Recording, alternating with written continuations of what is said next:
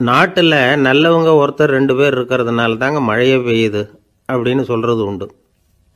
நல்லார் ஒருவர் உளரேல் அவர் பொருட்டு எல்லாருக்கும் பெய்யும் மழை.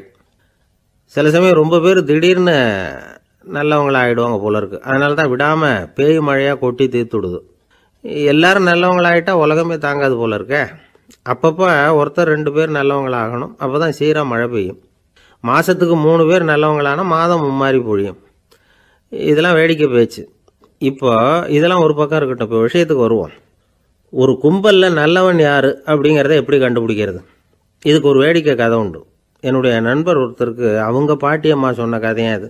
அது என்ன கதைன்னா, ஒரு ஊரில் ஒரு சமயம் பலமான மழை பெய்ய ஆரம்பிச்சுட்டு தான். இடி மின்னல் ரொம்ப கடுமையாக இருந்திருக்குது. ஆரம்பித்த மழை வர வர கடுமையாக ஆகிட்டு இருக்குதே தவிர நிற்கிற பாடாக தெரியல. ஊர் ஜனங்கள்லாம் பார்த்தாங்க. இதுக்கு மேலேயும் வீட்டுக்குள்ளே இருந்தால் ஆபத்துங்கிறத புரிஞ்சுக்கிட்டாங்க. ஏன்னா வீடெல்லாம் இடிஞ்சி விழுந்துருமோங்கிற பயம். உடனே எல்லாரும் புறப்பட்டு ஊருக்கு பொதுவாக இருந்த ஒரு மண்டபத்தில் போய் தங்கிக்கிட்டாங்க. மின்னல் கடுமையாக இருந்தது. இடி எந்த நேரத்துலையும் விழலாம்ங்கிற நிலைமை. எப்போ விழலாம்னு பார்த்துக்கிட்டு இருக்குது. அந்த மண்டபத்தில் இருந்த ஜனங்கள் மனசுக்குள்ளே ஒரு பயம். நம்ம கூட்டத்தில் யாராவது ஒரு கெட்டவன் பாவம் பண்ணவன் இருந்தால் கூட இடி இந்த மண்டபத்தில் விழுந்துரும். அது எல்லாருக்கும் ஆபத்து அப்படின்னு நினச்சாங்க. சரி, இதுக்கு என்ன பண்ணலாம் அப்படின்னு யோசனை பண்ணாங்க. அந்த கூட்டத்தில் ஒரு பெரியவர் இருந்தார். அவர் ஒரு யோசனை சொன்னார். இதை பாருங்கள், அதுக்கு ஒரு வழி இருக்குது. அதோ எதிர்த்தாப்புல கொஞ்சம் தூரத்தில் ஒரு உயரமாக மரம் ஒன்று இருக்குது பாருங்கள். பொதுவாக இடி சுலபமாக விழறது அது மாதிரி உயரமான மரத்தில் தான்.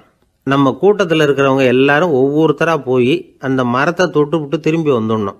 நம்மள பாவம் பண்ணவன் யாரோ அவன் அந்த மரத்தை தொடுற சமயத்தில் இடி விழுந்துடும். அவன் மட்டும் போயிடுவான். மண்டபத்தில் இருக்கிற நாமெல்லாம் பொழைச்சிக்கலாம் அப்படின்னு ஐடியா கொடுத்தார் அந்த பெரியவர். இது நல்ல யோசனையாக பட்டது. எல்லாரும் ஒத்துக்கிட்டாங்க. ஒவ்வொருத்தராக போய் அந்த மரத்தை தொட்டு விட்டு திரும்பி வந்தாங்க. இடி எதுவும் விழலை. இன்னமும் பாவம் பண்ண ஆசாமி அதை போய் தொடலை போல இருக்கு அப்படின்னு நினச்சிக்கிட்டாங்க. ஒவ்வொருத்தராக போகிறாங்க. எல்லாரும் போய் தொட்டுவிட்டு வந்தாச்சு. இன்னும் ஒரே ஒரு ஆசாமி தான் பாக்கி. கடைசியாக இருந்த அந்த ஆள் பயந்துட்டான். இது வரைக்கும் இடி விழலைன்னா இப்போ என்ன அர்த்தம்? இப்போ நாம தான் பாக்கி, நாம தான் தப்பு பண்ண ஆள் போல இருக்கு அப்படின்னு நினச்சிட்டான். அதனால் துணிச்சலாக போய் தொடுறதுக்கு பயந்தான். தயங்கிக்கிட்டே இருந்தான். இருந்தாலும் மற்றவங்கள்லாம் சும்மா இருப்பாங்களா? கட்டாயப்படுத்தி கழுத்தை பிடிச்சி தள்ளாத குறையா அவனை தள்ளி விட்டாங்க. போய் தொட்டுட்டு வாடான்னு. அவன் நடுங்கிட்டே போய் அந்த மரத்தை தொட்டான். அதே வினாடி ஒரு பயங்கரமான மின்னல் இடி விழுந்துட்டுது. எங்கே விழுந்தது தெரியுமா? அந்த ஆள் மேலே இல்லை, மண்டபத்தில் விழுந்தது. மண்டபத்தில் இருந்தவங்க பூரா காலி. அந்த ஒரு ஆள் மட்டும் புழைச்சிக்கிட்டான். இந்த ஒரு ஆளை காப்பாற்றுறதுக்காக தான் இடி மண்டபத்தில் விழாமல் இருந்திருக்குது. இதுதான் கதை. அதனால் நல்லவங்க எப்படியும் தப்பிச்சுக்குவாங்க அப்படிங்கிறது ஒரு நீதி. ஒருத்தன் அப்படி தான் தெருவில் நடந்து போய்கிட்டு இருந்தான். ரொம்ப நல்லவன். எதிரில் ஒருத்தன் சைக்கிளில் வந்துக்கிட்டு இருந்தான். அதில் மோதி இவன் கீழே விழுந்துட்டான். சைக்கிள்காரன் உடனே இறங்கி இவனை தூக்கி விட்டான். இவன் எழுந்திரிச்சு அவனை முறைச்சி பார்த்தான். அப்படி பார்க்காதீங்க சார், நீங்கள் ரொம்ப புண்ணியம் பண்ணியிருக்கீங்க, அதுதான் இப்போ சைக்கிளில் மோதிக்கிட்டீங்க அப்படின்றான். என்ன அப்படி சொல்கிறேன் நான்? இவன் 10 நிமிஷத்துக்கு முன்னாடி நான் லாரி ஓட்டிகிட்டு வந்தேன், அப்போ நீங்கள் எதிரில் வந்திருந்தீங்கன்னா என்ன ஆயிருக்கும் அப்படின்னானா அவன்.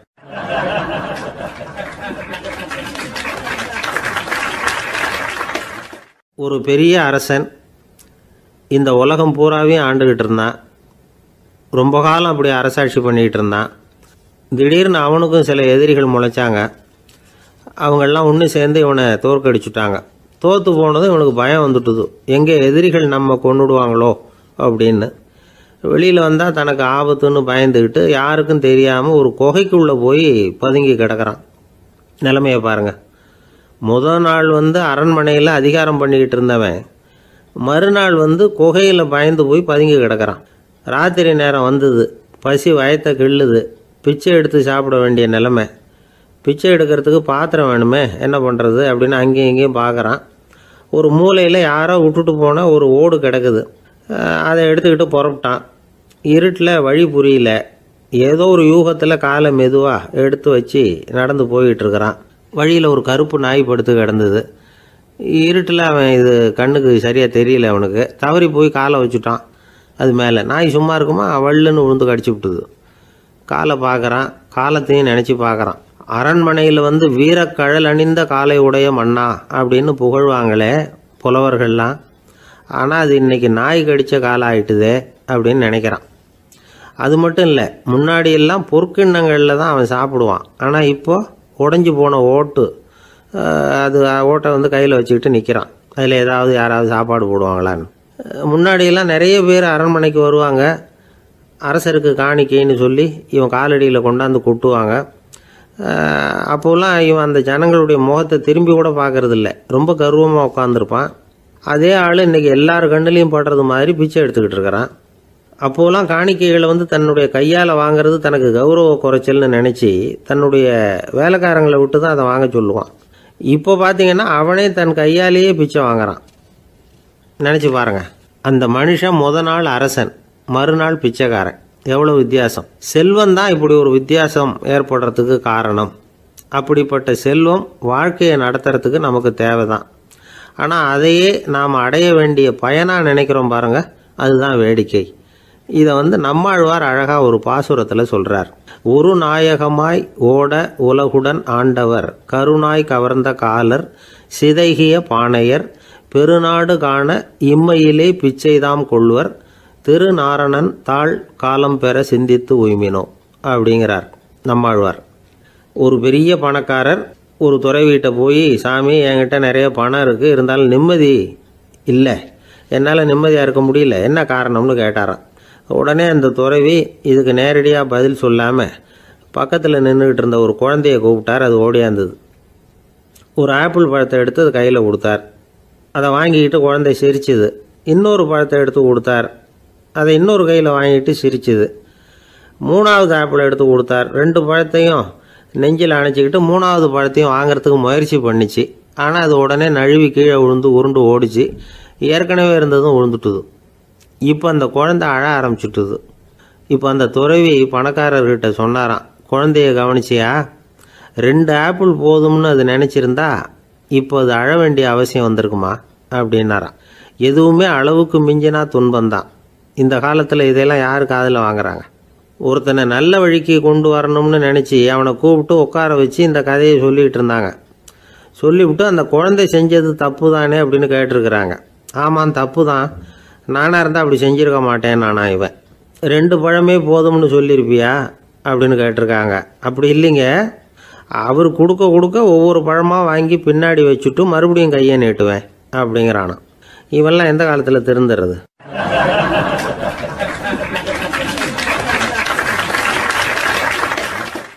ஒரு பெரிய தத்துவ சிந்தனையாளர் இருந்தார், சுவாங்சு அப்படின்னு பேர். அவருடைய மனைவி ஒரு நாள் திடீர்னு காலமாயிட்டாங்க. ஐயோ பாவம், அவர் ரொம்ப வருத்தப்படுவார், போய் ஆறுதலாக 4 வார்த்தை பேசிவிட்டு வரலாம் அப்படின்னு நினச்சிக்கிட்டு நிறைய பேர் அவரை தேடிட்டு வந்தாங்களாம்.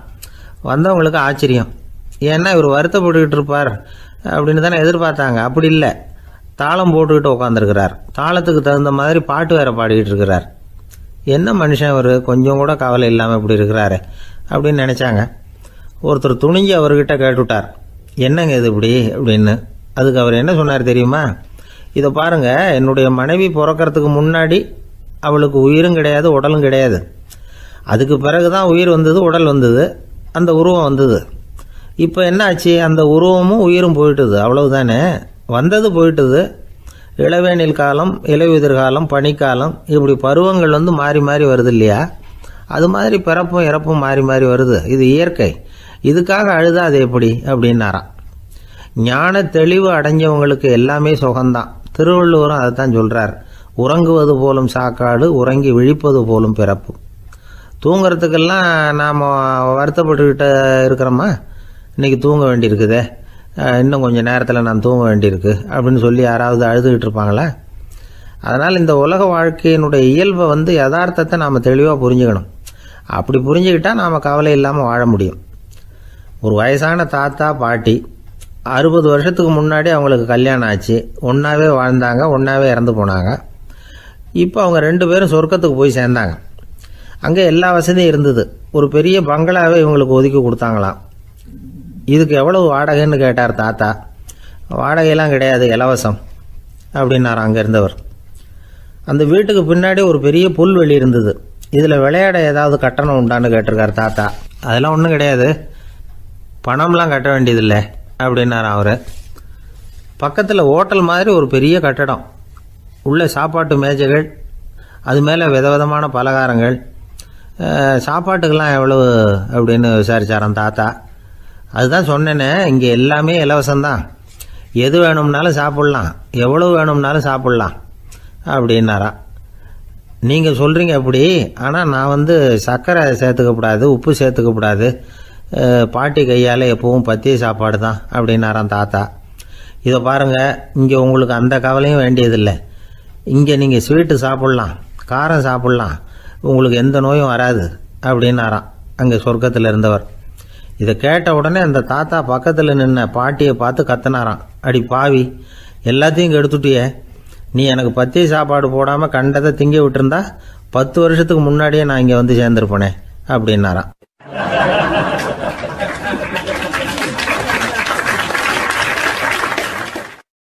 ஒரு நாள் ஒரு 10-15 பள்ளிக்கூடத்து பிள்ளைங்க தேடிட்டு வந்தாங்க.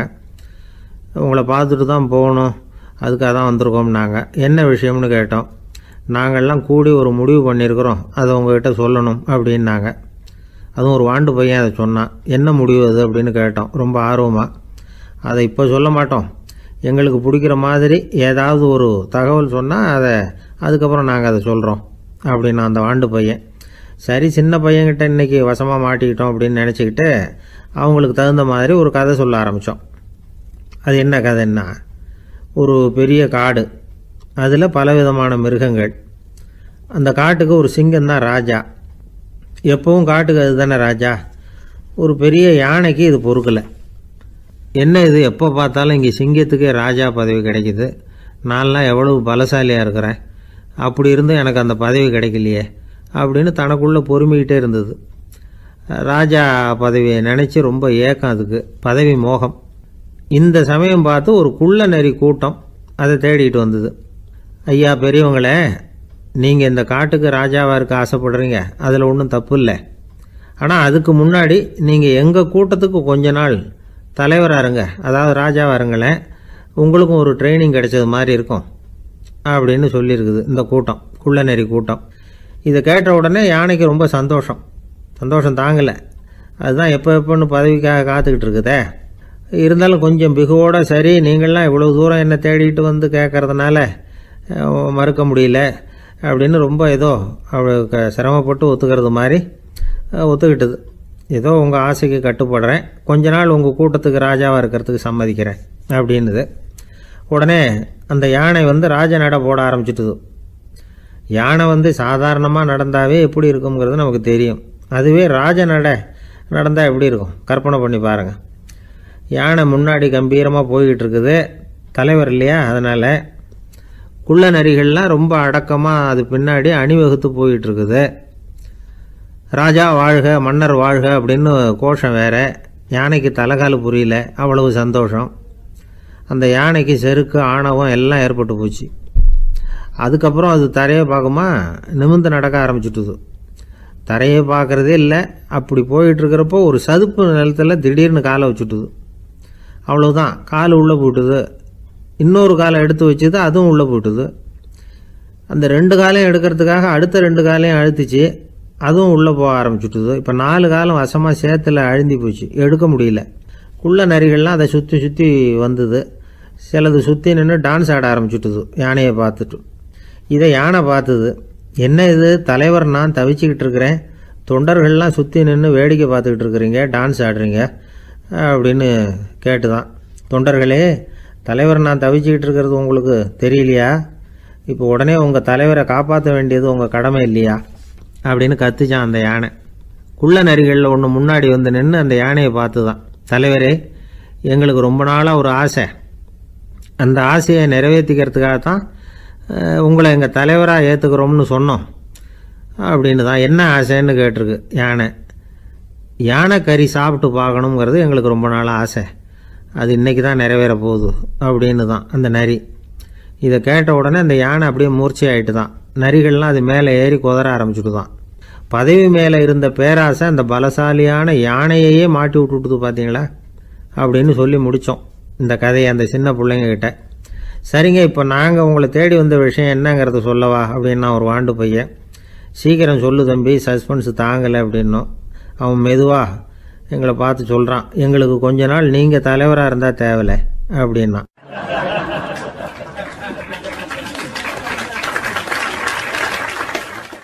ஒரு காட்டில் ஒரு முனிவர் இருந்தார். ஒரு நாள் அவரை தேடிட்டு 4 பேர் வந்தாங்க. சுவாமி, எங்களுக்கு ரொம்ப நாளாக ஒரு சந்தேகம்னாங்க. என்னன்னு கேட்டார். இந்த உலகத்தில் எவ்வளவோ காரியங்கள் நடக்குது, எது நியாயம் எது அநியாயம் அப்படின்னு புரிஞ்சிக்க முடியலன்னாங்க. அது யாராலையும் புரிஞ்சிக்க முடியாதுன்னார் முனிவர். வந்தவங்களுக்கு ஆச்சரியமாக போச்சு, ஒரு மாதிரியாக பார்த்தாங்க. இதை முனிவர் கவனிச்சார். சரி, புறப்படுங்க என்னோடன்னார். எங்கன்னு கேட்டாங்க. இப்போ உங்கள் 4 பேரையும் ஒரு புஷ்பக விமானத்தில் அழைச்சிட்டு போகிறேன். இந்த உலகத்தில் சர்வசாதாரணமாக நடக்கக்கூடிய ஒரு காட்சியை உங்களுக்கு காட்ட போகிறேன். நீங்கள் பார்க்க போகிற அந்த காட்சி நியாயமா அநியாயமா அப்படிங்கிறத என்கிட்ட சொல்லணும். நீங்கள் சரியான பதில் சொன்னால் புஷ்பக விமானத்தில் தொடர்ந்து பிரயாணம் பண்ணலாம். தவறான பதில் சொன்னால் இந்த புஷ்பக விமானம் உங்களை கீழே தள்ளி விட்டுரும் அப்படின்னார். 4 பேருக்கும் பயந்தான். இருந்தாலும் முனிவர் கூப்பிடுறாரு அப்படின்னு சொல்லி புறப்பட்டாங்க. அவங்க எல்லாரும் புறப்பட்டு ஒரு காட்டு வழியாக போய்கிட்டு இருக்கிறாங்க புஷ்பக விமானத்தில். அங்கே நடக்கிற ஒரு காட்சியை காட்டுறார் முனிவர். அதோ அங்கே பாருங்கன்னார். அந்த விமானத்தில் இருந்தபடியே எல்லாரும் கீழே குனிஞ்சு பார்க்குறாங்க. அங்கே ஒரு தாய் புலி அப்போ தான் குட்டி போட்டிருக்கு. குட்டிகளை ஈன்ற உடனே பசிக்கு இறை தேடி அந்த பக்கமாக வருது. அதே நேரம் ஒரு தாய் மான், அதுவும் அப்போ தான் குட்டி போட்டிருக்கு. அதுவும் இதே மாதிரி குட்டிகளை ஈன்ற உடனே பசிக்கு இறை தேடி அந்த பக்கமாக வருது. இப்போ அந்த புலி அந்த மானை அடித்து போட்டுவிடுது. அதுவும் சாப்பிடுது, குட்டிகளுக்கும் கொடுக்குது. இப்போ அந்த புலிக்குட்டிகள் முகத்தில் மகிழ்ச்சி, தாயை இழந்த அந்த மான் குட்டிகள் முகத்தில் துக்கம். இப்போ அந்த முனிவர் 4 பேர்கிட்டையும் கேட்குறார், நீங்கள் இங்கே பார்த்தீங்களே, இதில் எது நியாயம் எது அநியாயம்? ஒவ்வொருத்தராக சொல்லுங்கள். உங்கள் பதில் சரியில்லைன்னா இந்த விமானம் உங்களை கீழே தள்ளி விட்டுரும். சொல்லுங்கள் பார்க்கலாம்னார். முதல்ல ஒருத்தன் சொன்னான், அந்த புலி செஞ்சது சரிதாங்க. அது பசிக்கு அதுதான் ஆகாரம். தன்னுடைய பசிக்கு தானே இறை தேடிக்கிட்டுது. அதில் என்ன தப்பு? அவ்வளவுதான். அதனால் புலி செஞ்சது நியாயம்தான் அப்படின்னா. அவ்வளவுதான், அந்த விமானம் அவனை அப்படியே கீழே தள்ளி விட்டுட்டுது. அதனால் அவன் கொடுத்த பதில் சரியில்லை அப்படிங்கிறது புரிஞ்சு போச்சு. இப்போ 2வது ஆள் சொன்னான், புலி செஞ்சது பாவம், அந்த தாய்மான் என்ன தப்பு பண்ணிச்சு? இப்போ அந்த குட்டிகளுக்கு யார் ஆதரவு? அதனால் புலி செஞ்சது அநியாயம் அப்படின்னா. அவ்வளவுதான், அவனையும் கீழே தள்ளி விட்டுடுது அந்த விமானம். இந்த பதிலும் சரியில்லை அப்படின்னு ஆயிட்டுது. இப்போ 3வது ஆள் வந்தான். முதல்ல 2 பேர் கீழே விழுந்ததை பார்த்துக்கிட்டு இருந்தான். அதனால் அவன் சொன்னான், ரெண்டுமே நியாயந்தாங்க. புலி இறை தேடினதும் இயற்கை, அதுக்கு மான் இறையானதும் இயற்கை. அதனால் இதில் ஒன்றும் தப்பு இல்லைன்னா. அவ்வளவுதான், அவனையும் அந்த விமானம் கீழே பிடிச்சி தள்ளி விட்டுது. இப்போ 4வது ஆள் வந்தான். முனிவர் கேட்டார், நீயாவது சொல்லுப்பா, இந்த செயலில் எது நியாயம்னார். அவன் தெளிவாக பதில் சொன்னான். அதாவது என்ன சொன்னான்னா, எனக்கு தெரியல அப்படின்னா. அவனை விமானம் கீழே தள்ளலை, சௌரியமாக அழைச்சிட்டு போட்டுது. இவனும் பிரயாணம் சௌக்கியமாக பண்ணானான். ஆக இதுதான் சரியான பதிலுங்கிறத முனிவர் உணர்த்தினார். இந்த கதையிலிருந்து நாம் புரிஞ்சுக்க வேண்டியது என்னென்னா, இந்த உலகத்தில் எவ்வளவோ காரியங்கள் நடக்குது. அதெல்லாம் ஏன் அப்படி நடக்குதுங்கிறதுக்கு எப்பேற்பட்ட பண்டிதராலும் பதில் சொல்ல முடியாது. தெரியாததை தெரியாதுன்னு ஒத்துக்கிட்டா வாழ்க்கை பிரயாணம் சுகமாக இருக்கும். அதனால் தேவையில்லாத விஷயங்களை புரிஞ்சுக்கிறதுக்கு நேரத்தை செலவு பண்ணிகிட்டு இருக்கக்கூடாது. வாழ்க்கையை குழப்பிக்கக்கூடாது. வாழ்க்கைக்கு தேவையானது என்னவோ அதை மட்டும் புரிஞ்சுக்கிட்டா போதும். இந்த காலத்து ஆள் ஒருத்தன் ஒரு பெரியவரை தேடி வந்தான். ஐயா, ஒரு சந்தேகம்னா. என்ன உன்னுடைய சந்தேகம்னார். பகுத்தறிவுன்னா என்ன, விதின்னா என்ன அப்படின்னு கேட்டான். இதுக்கு அவர், இப்போ உன்னுடைய வலது காலை தூக்குன்னார். தூக்கினான். சரி, இப்போ உன்னுடைய வலது காலை கீழே இறக்காம உன்னுடைய இடது காலையும் தூக்குன்னார். தூக்கினான். பொத்துன்னு கீழே விழுந்துட்டான். பெரியவர் சொன்னார், உன்னால் ஒரு காலை தூக்க முடிஞ்சுது, அதுதான் பகுத்தறிவு. 2 கால்களையும் ஒரே சமயத்தில் தூக்குனா அடிபடும், அப்படிங்கிறது தான் விதி அப்படின்னு விளக்கம் கொடுத்தார். இவன் தன்னுடைய விதியை நொந்துக்கிட்டே இடுப்பை பிடிச்சிக்கிட்டு அங்கேருந்து நடந்து போயிட்டானான்.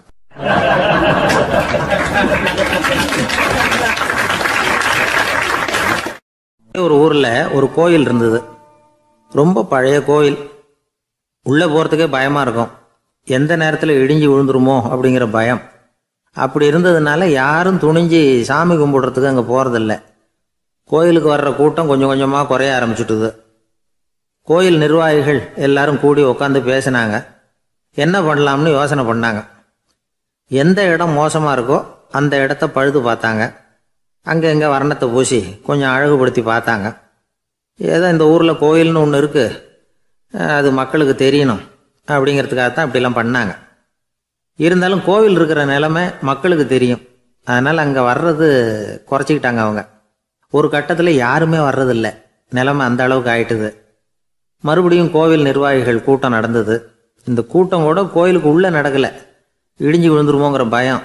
அதனால் வெளியில் தான் உட்காந்து கூட்டத்தை நடத்தினாங்க. ஏன்னா உள்ளே போகிறதுக்கு அவங்களுக்கும் துணிச்சல் கிடையாது. எந்த நேரமும் விழுந்துரும் போல் இருந்தது அது. அது வழியாக போகிறவங்க கூட வேகமாக அந்த இடத்த கடந்து போக ஆரம்பிச்சிட்டாங்க. கோவில் நிர்வாகிகள் வெளியில் உட்காந்து கூட்டம் போட்டாங்க இல்லையா, அந்த கூட்டத்தில் 4 தீர்மானங்களை நிறைவேற்றினாங்க. அது என்ன 4 தீர்மானம்னா, முதல் தீர்மானம், இந்த கோவிலை இடிப்பது அப்படிங்கிற முடிவை இந்த கமிட்டி மிகவும் வருத்தத்துடன் ஏற்றுக்கொள்ளுகிறது அப்படின்னு நிறைவேற்றினாங்க. இதுக்கு பதிலாக இன்னொரு கோவிலை உடனடியாக கட்டி முடிச்சுடணுங்கிறது 2வது தீர்மானம். 3வது தீர்மானம் என்ன தெரியுமா? பழைய கோவிலின் கதவுகள், அதிலிருந்து பிரித்து எடுக்கிற செங்கல், இதையே புது கோவில் கட்டுவதற்கு பயன்படுத்தி கொள்ள வேண்டியது. பழைய கோவில் இருந்த மாதிரியே அதே வடிவத்தில் புது கோவிலையும் கட்ட வேண்டியது. பழைய கோவிலின் அஸ்திவாரத்தை அப்படியே வச்சுக்கிட்டு அதுக்கு மேலே நாம் கோவிலை கட்டிக்க வேண்டியது. இதுதான் 3வது தீர்மானம். இதையும் கமிட்டி முழு மனசோடு ஏற்றுக்கிட்டது. இது வரைக்கும் சரி. இப்போ அந்த கமிட்டி 4வதாக ஒரு முக்கியமான தீர்மானத்தை கொண்டுகிட்டு வந்து அதையும் ஏகமனதாக நிறைவேற்றி விட்டது. அது என்ன தீர்மானம்னா, புதிய கோவில் கட்டி முடிக்கிற வரைக்கும் பழைய கோவிலை இடிக்கிறதில்லை அப்படிங்கிற தீர்மானம். எப்படி இருக்குது பாருங்கள் இது. பழசை இடிக்காத வரையில் அதே இடத்துல புதுசாக எப்படி கட்ட முடியும்? பல விஷயங்களில் நாம் நடந்துக்கிற முறையும் இப்படி தான் இருக்குதான். வாழ்க்கையில் முன்னேறணும்னு ஆசைப்படுவோம். அதே நேரத்தில் அந்த முன்னேற்றத்துக்கு எது தடையாக இருக்கோ அதை விட்டு விடுறதுக்கும் மனசு வராது. வெளிநாட்டில் ஒரு பெரிய விருந்து நடந்துக்கிட்டு இருந்துதான். எல்லாரும் மது கோப்பையும் கையுமா அலைஞ்சிக்கிட்டு இருக்கிறாங்க. ஒருத்தர் மட்டும் கையில் எதுவும் இல்லாமல் ரொம்ப நல்ல பிள்ளையா சாதுவா ஒரு ஓரமாக தனியாக உட்காந்துருக்கிறார். அவர்கிட்ட நெருங்கி வாங்க மது சாப்பிட்லாம் அப்படின்னு கூப்பிட்டாங்களாம். என்னை வற்புறுத்தாதீங்க, நான் என் மனசுக்குள்ளே உறுதியாக தீர்மானம் பண்ணிவிட்டேன் அப்படின்னாராம். என்ன தீர்மானம் பண்ணியிருக்கீங்க அப்படின்னு கேட்டிருக்காங்க. ஏற்கனவே முழு போதையில் இருக்கும் பொழுது மறுபடியும் மது கோப்பையை தொடரதில்லை அப்படின்னு தீர்மானம் பண்ணியிருக்கேன் அப்படின்னாராம்.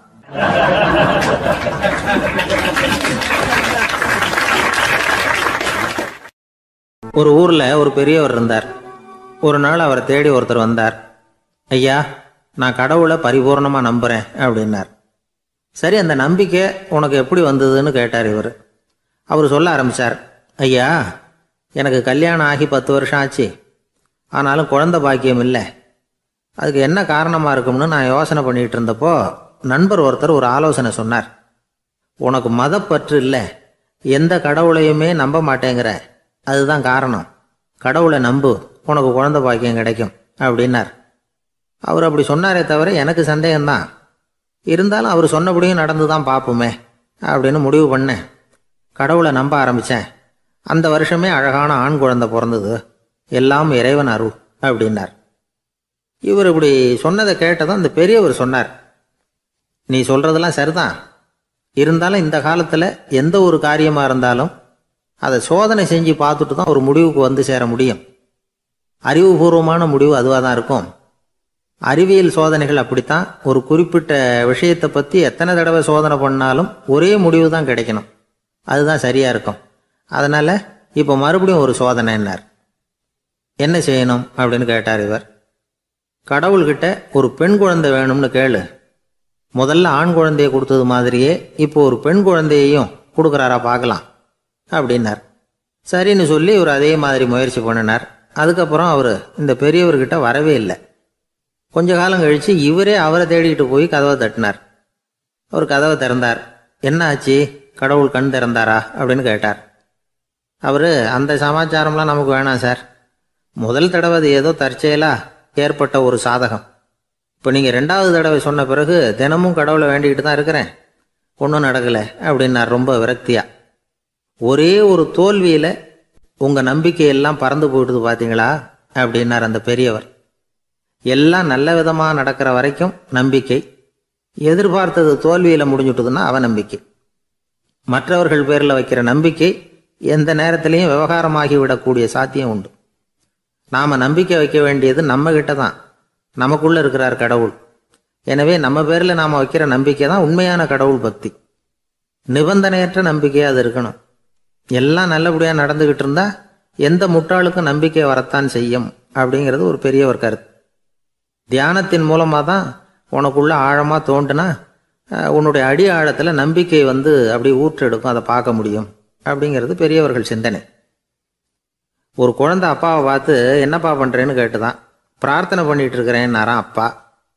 பிரார்த்தனை பண்ணுனா என்ன கிடைக்கும் அப்படின்னு கேட்டுதான் குழந்தை. எல்லாம் கிடைக்கும் அப்படின்னாராம் அப்பா. நீ வச்சிருக்கிறிய பேனா அது கூட கிடைக்குமான்னு கேட்டுதான் குழந்தை. கிடைக்குமேன்னு இருக்கார். அப்படின்னா அந்த பேனாவை என்கிட்ட கொடுத்துரு, நீ பிரார்த்தனை பண்ணி வேற பேனா வாங்கிக்கோ அப்படின்னு தான் அந்த குழந்தை.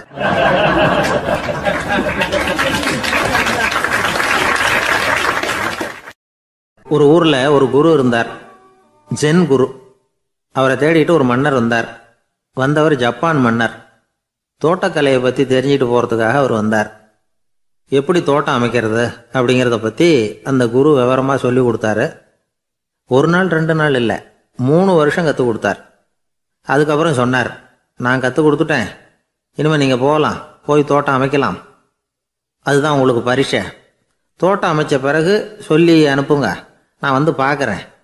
நீங்கள் இங்கே என்னவெல்லாம் கற்றுக்கிட்டீங்களோ அதையெல்லாம் அங்கே செயல்முறையில் செஞ்சு காட்டுங்க அப்படின்னு சொல்லி அனுப்பி வச்சார். மன்னர் போனார். அரண்மனைக்கு பக்கத்திலேயே ஒரு பெரிய தோட்டத்தை உண்டு பண்ணினார்.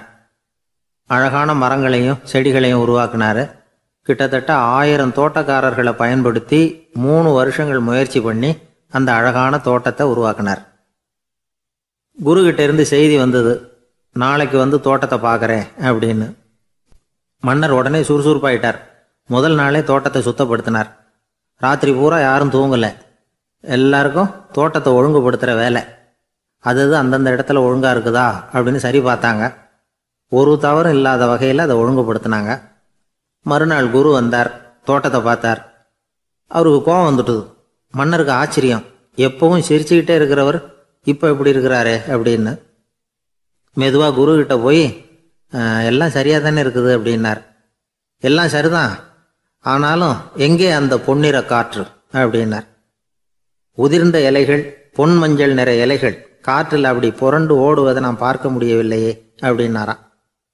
அது இல்லாமல் இந்த தோட்டம் உயிரோட்டம் உள்ளதாக இருக்காது, இதில் பாடல் இல்லை, ஆடல் இல்லை, அதெல்லாம் இல்லாமல் இந்த தோட்டம் ரொம்பவும் செயற்கையாக தெரியுதேன்னாராம். மன்னர் இப்போ தான் யோசனை பண்ணார். கீழே கிடந்த காஞ்சி போன இலைகள் மட்டும் இல்லை, மரத்தில் இருந்த காஞ்சி போன இலைகளையும் அப்புறப்படுத்தி சுத்தமாக வச்சிருக்கிறார். இறப்பும் வாழ்க்கையினுடைய ஒரு பகுதி தான். மரணம்ங்கிறது வாழ்க்கைக்கு எதிரானது அல்ல, அதை நிரப்பும் ஒரு பகுதி தான் அது. மரணம் இல்லையில் வாழ்க்கையே இல்லை அப்படிங்கிறது பெரியவங்க கருத்து. இப்போ அந்த தோட்டம் அழகாக தான் இருக்குது, இருந்தாலும் அது ஒரு ஓவியம் மாதிரி உயிர் இல்லாமல் இருக்கு. குரு ஒரு வாளியை கையில் எடுத்துக்கிட்டார். தோட்டத்தை விட்டு வெளியில் போனார். ஏற்கனவே வீசி எறிந்த அந்த சருகுகளை எல்லாம் அள்ளி கொண்டுகிட்டு வந்தார். உள்ள எல்லா இடங்கள்லையும் அதை வீசினார். உடனே காற்று அந்த காய்ந்த சருகுகளையும் பழுத்த இலைகளையும் அசைக்க ஆரம்பிச்சுட்டுது. இப்போ அங்கே சலசல சத்தம், சங்கீதம், இலைகளின் நடனம். ஓவியம் மாதிரி இருந்த அந்த தோட்டத்துக்கு இப்போ உயிர் வந்துட்டுது. இதுதான் அந்த பொன்னான காற்று அப்படின்னாராம் குரு. மன்னருக்கு புரிஞ்சுது. மிகப்பெரிய ஜென் கேள்வி ஒன்று உண்டு. உம்மான் அப்படிங்கிற ஒரு பெரிய குருவை பார்த்து துறவி ஒருத்தர் கேட்டாராம், இலைகள் எல்லாம் கீழே விழுந்து மரங்கள் மொட்டையாக இருக்கும் பொழுது என்ன நடக்கும்? இதுதான் கேள்வி. இதுக்கு உம்மான் சொன்ன பதில் பொன்னான காற்று, தி கோல்டன் விண்ட் அப்படின்னாராம். இதுக்கு என்ன விளக்கம்னா, உன்னுடைய எண்ணங்கள் எல்லாம் உன்னுடைய மனசிலிருந்து கீழே விழுந்து உனது உள்ளுணர்வானது மொட்டையாக நிற்கும் நிலைதான் அது. உனது வேர்களின் அருகில் காற்று வீசுகிறது. எல்லா எண்ணங்களும் உன்னிலிருந்து வெகு தூரத்துக்கு புரண்டு கொண்டே சென்று விடுகிறது. நீ அவற்றை கடந்து விட்டால் நீ அவைகளுக்கெல்லாம் மேலெழுந்து கீழே பார்ப்பவனைப் போல நிற்க ஆரம்பித்து விடுவாய். அதுதான் தியானம் என்பது அப்படின்னு சொல்றாங்க. தியானம்ங்கிறது எண்ணத்துக்கு எதிரானதில்லை. தியானம்ங்கிறது எண்ணங்களை கடந்து செல்வது தான். அதுக்கப்புறம் நாம் பொன்னிற காற்றில் ஆட ஆரம்பிச்சிருவோம். இதுதான் பெரியவர்கள் சொல்றது. என்கிட்ட ஒருத்தர் வந்து தோட்டம் அமைக்கணும்னு யோசனை கேட்டு வந்தார். எல்லாம் சொல்லி கொடுத்தேன். செடிகள்லாம் செழிப்பாக வளரணும்னா வேர் காயாமல் பார்த்துக்குங்கோ, தினமும் தண்ணி விடுங்கோ அப்படின்னு சொல்லி அனுப்பி வச்சேன். 1 மாதம் கழிச்சு அவர் தோட்டத்தை பார்க்கறதுக்காக போனேன். போய் பார்த்தா எல்லா செடியும் வாடி கிடக்குது. என்னங்க இப்படி பண்ணிவிட்டீங்கன்னு. நீங்கள் சொன்னபடி தான் செஞ்சேன்னார். என்ன செஞ்சீங்கன்னு கேட்டேன். வேர் காயாமல் பார்த்துக்க சொன்னீங்க, தினமும் ஒரு தடவை எல்லா செடியையும் ஒவ்வொன்றா பிடுங்கி பார்த்து வேர் காயாமல் இருக்கா அப்படின்னு பார்த்துட்டு அதுக்கப்புறம் தண்ணி பாய்ச்சனே, அவ்வளவுதான் அப்படின்னார்.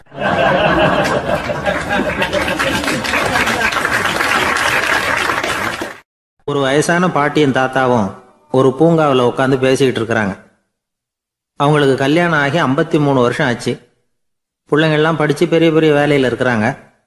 பேரன் பேத்திகளும் நல்ல நிலைமையில் இருக்கிறாங்க. இந்த தாத்தாவும் பாட்டியும் சிரித்து பேசிக்கிட்டு இருந்ததை ஒரு பெரியவர் பார்த்தார். அவருக்கு ஆச்சரியமாக இருந்தது. இந்த வயசுலேயும் இவ்வளவு அந்யோன்யமாக இவங்க பேசிக்கிட்டு இருக்கிறாங்களே அப்படின்னு நினச்சார். சரி, நேரிலேயே கேட்டுருவோமே அப்படின்னு நினச்சிக்கிட்டு கிட்ட போனார். உங்கள் மன வாழ்க்கையின் வெற்றிக்கான ரகசியம் என்ன அப்படின்னு கேட்டார். இதை கேட்டதும் அந்த தாத்தா சிரிச்சுக்கிட்டே பாட்டியை பார்த்தாராம். அதுக்கப்புறம் சொன்னாராம், நான் இந்த அம்மாவை கல்யாணம் பண்ணிக்கிட்டதுக்கும் எங்களுடைய இல்வாழ்க்கை இவ்வளவு நாளாக பலம் குறையாமல் மகிழ்ச்சியாக இருக்கிறதுக்கும் காரணம் ஒன்று தான். அது என்ன காரணம்னா, எங்களுக்கு இடையில பொதுவாக நிறைய குறைகள் உண்டு, அதுதான் காரணம் அப்படின்னாராம். அவர் சொல்கிறது சரிதான் அப்படிங்கிறது மாதிரியே அந்த பாட்டியும் அவரை நிமிர்ந்து பார்த்தாங்களாம்.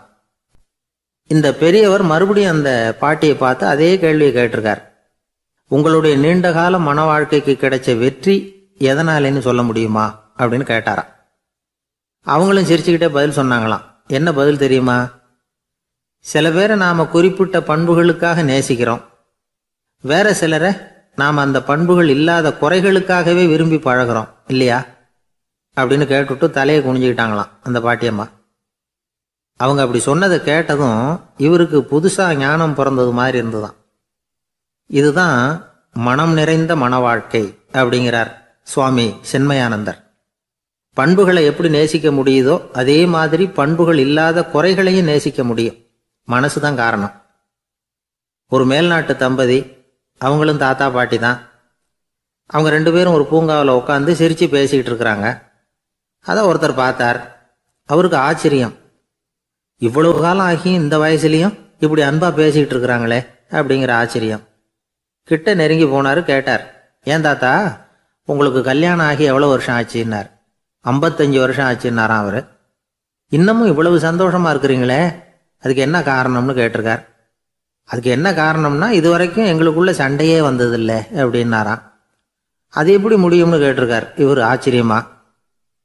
அந்த தாத்தா சொல்ல ஆரம்பிச்சாராம், இதை பாருப்பா, எங்களுக்கு கல்யாணம் ஆன புதுசில் நானும் என்னுடைய மனைவியும் ஒரு குதிரை மேலே ஏறி ஒரு காட்டு வழியாக போய்கிட்டு இருந்தோம். கொஞ்சம் தூரம் போனதும் அந்த குதிரை எடக்கு பண்ணிச்சு. நான் உடனே கீழே இறங்கி அந்த குதிரையை பார்த்து, இது உனக்கு முதல் தடவை அப்படின்னு மிரட்டலாக சொல்லிவிட்டு ஏறி உட்காந்தேன். மறுபடியும் போனோம். கொஞ்சம் தூரம் குதிரை நல்லபடியாக நடந்து போச்சு. மறுபடியும் எடக்கு பண்ண ஆரம்பிச்சுட்டுது. நான் கீழே இறங்கினேன். கையில் இருந்த சாட்டையால் ஓங்கி ஒரு அடி கொடுத்தேன். இது உனக்கு 2வது தடவை அப்படின்னு சொல்லிவிட்டு ஏறி உட்காந்தேன். மறுபடியும் குதிரை கொஞ்சம் தூரம் நல்ல விதமாக நடந்து போச்சு. அப்புறமும் எடக்கு பண்ண ஆரம்பிச்சுட்டுது. அந்த சமயத்தில் ஒரு ஆற்று பாலத்தை கடந்து போய்கிட்டு இருக்கிறோம். நான் கீழே இறங்கினேன். என்னுடைய மனைவியையும் கீழே இறங்க சொன்னேன். அந்த குதிரையை பிடிச்சி அப்படியே ஆற்றுல தள்ளி விட்டுட்டேன். தள்ளி விட்டுட்டு, இது உனக்கு கடைசி தடவை அப்படின்னு சொன்னேன். அதை பார்த்ததும் என் மனைவி பதறி போயிட்டாங்க. போய், ஐயோ பாவம், என்ன இப்படி பண்ணிவிட்டீங்க, உங்களுக்கு மனசில் கொஞ்சம் கூட இறக்கமே இல்லையா அப்படின்னாங்க. நான் மெதுவாக இவங்க பக்கம் திரும்பி, இது உனக்கு முதல் தடவை அப்படின்னேன். அவ்வளவுதான், அன்னையிலேருந்து இன்னைய வரைக்கும் ஒரு நாள் கூட எங்களுக்குள்ள சண்டையே வந்ததில்லை அப்படின்னு விளக்கம் கொடுத்தார் அந்த தாத்தா.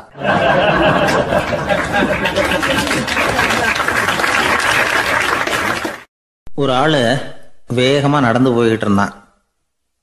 அவன் வேகமாக நடக்கிறதுக்கு காரணம் வெயில் காலம், காலில் செருப்பு இல்லை, மணல் பாதை, அதுதான் வேகம். காலில் செருப்பும் இல்லாமல் கையில் குடையும் இல்லாமல் அந்த ஆள் வெயிலில் நடந்து போய்கிட்டு இருக்கிறான். அந்த சமயத்தில் இன்னொருத்தன் குதிரை மேலே ஏறி அந்த வழியாக வந்துக்கிட்டு இருக்கிறான். அவன் காலில் செருப்பும் இருந்தது, கையில் குடையும் இருந்தது. நடந்து போய்கிட்டு இருந்தவன் அந்த குதிரை ஆசாமியை பார்த்து கேட்டான், ஐயா, நீங்களும் குதிரை மேலே உட்காந்துக்கிட்டு போய்கிட்டு இருக்கிறீங்க. அப்படி இருக்கிறப்போ உங்களுக்கு அந்த செருப்பு என்னத்துக்கு? அதை எனக்கு கொடுத்து உதவலாமே அப்படின்னா. குதிரை மேலே உட்காந்துருந்தவன் யோசனை பண்ணி பார்த்தான். இவன் சொல்கிறது நியாயம்தானே அப்படின்னு சொல்லி தன்னுடைய செருப்பை கழட்டி அந்த வழிப்போக்கனுக்கு கொடுத்துட்டான். ரொம்ப நல்லதுங்க அப்படின்னு சொல்லி இவன் அதை வாங்கி காலில் மாட்டிக்கிட்டான். அதுக்கப்புறம் மறுபடியும் இவன் ஆரம்பித்தான். ஐயா, நீங்கள் குதிரையில் போகிறதுனால போக வேண்டிய இடத்துக்கு வேகமாக போய் சேர்ந்துருவீங்க. அதனால் உங்கள் கையில் அந்த குடை என்னத்துக்கு? நான் நடந்து போயிட்டுருக்கிறவன், ரொம்ப நேரம் நடக்க வேண்டியிருக்கும் இந்த வெயிலில். அதனால் அந்த குடையையும் எனக்கு கொடுங்களேன் அப்படின்னா. குதிரை வீரன் யோசனை பண்ணி பார்த்தான். இதுவும் நியாயம்தானே அப்படின்னு அவனுக்கு தோணுச்சு. உடனே இறக்கப்பட்டு தன் காலில் இருந்த செருப்பை கொடுத்தது மாதிரியே தன் கையில் இருந்த கொடையையும் இவங்கிட்ட கொடுத்துட்டான். அதுக்கப்புறம் அவன் நிம்மதியாக புறப்பட்டான்.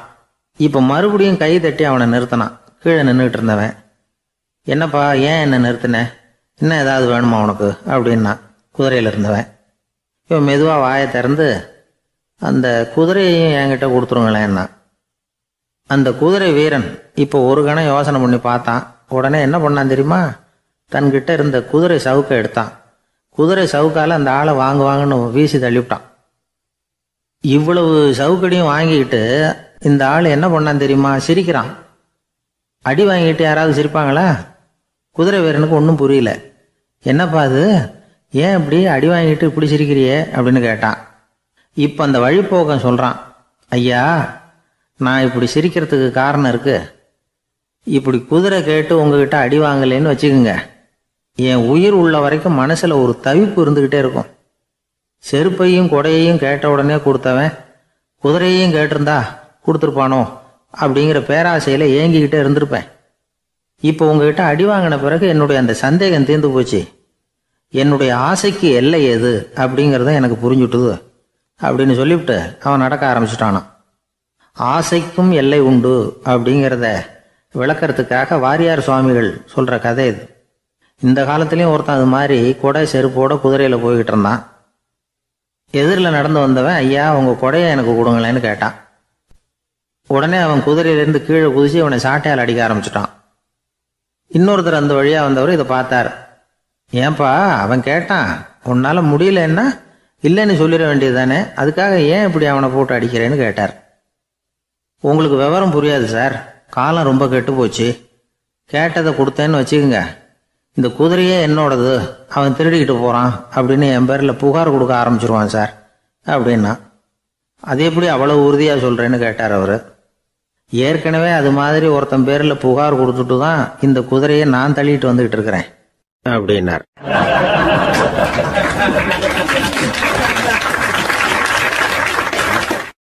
கடற்கரை ஓரமா ஒரு பெரியவர் கையால மணலை கீறிக்கிட்டே உட்காந்துருக்கிறார். என்னத்தையும் தேடிட்டு இருக்கிறது மாதிரி தெரிஞ்சது. மெதுவா கிட்டத்துல போய் என்னத்தை தேடிட்டு இருக்கிறீங்க அப்படின்னு கேட்டோம்.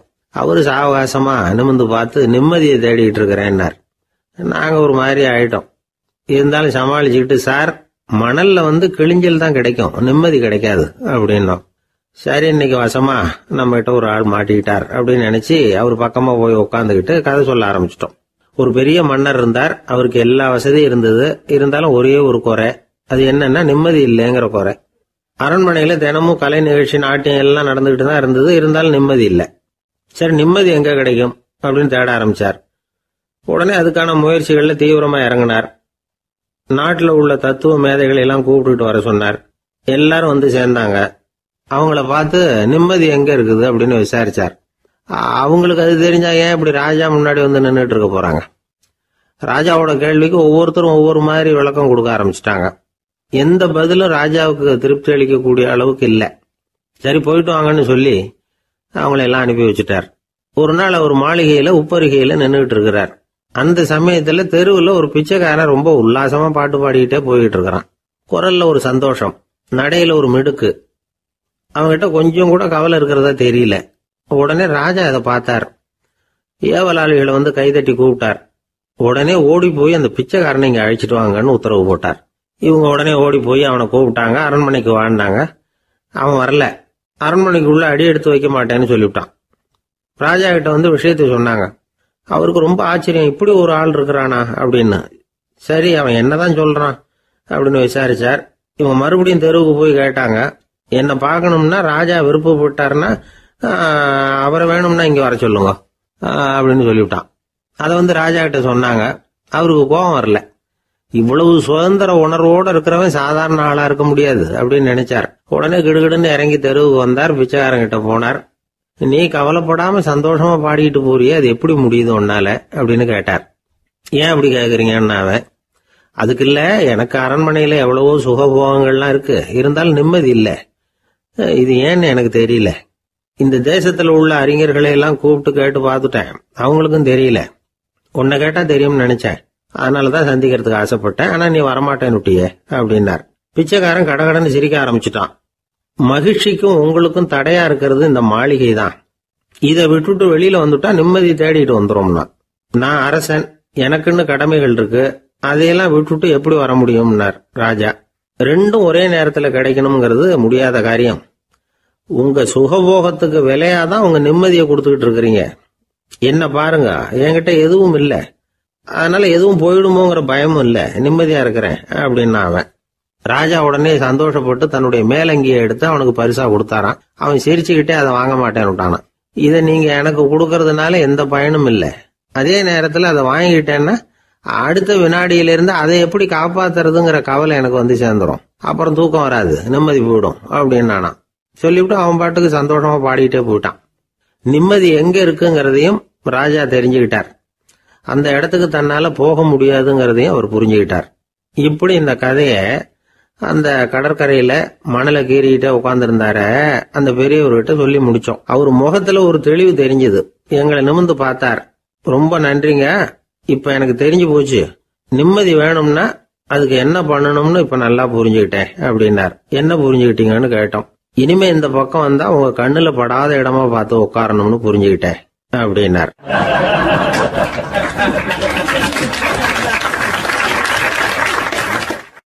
ஒரு சன்னியாசி, அவரு ஒரு நாள் ஒரு கனவு கண்டாராம்.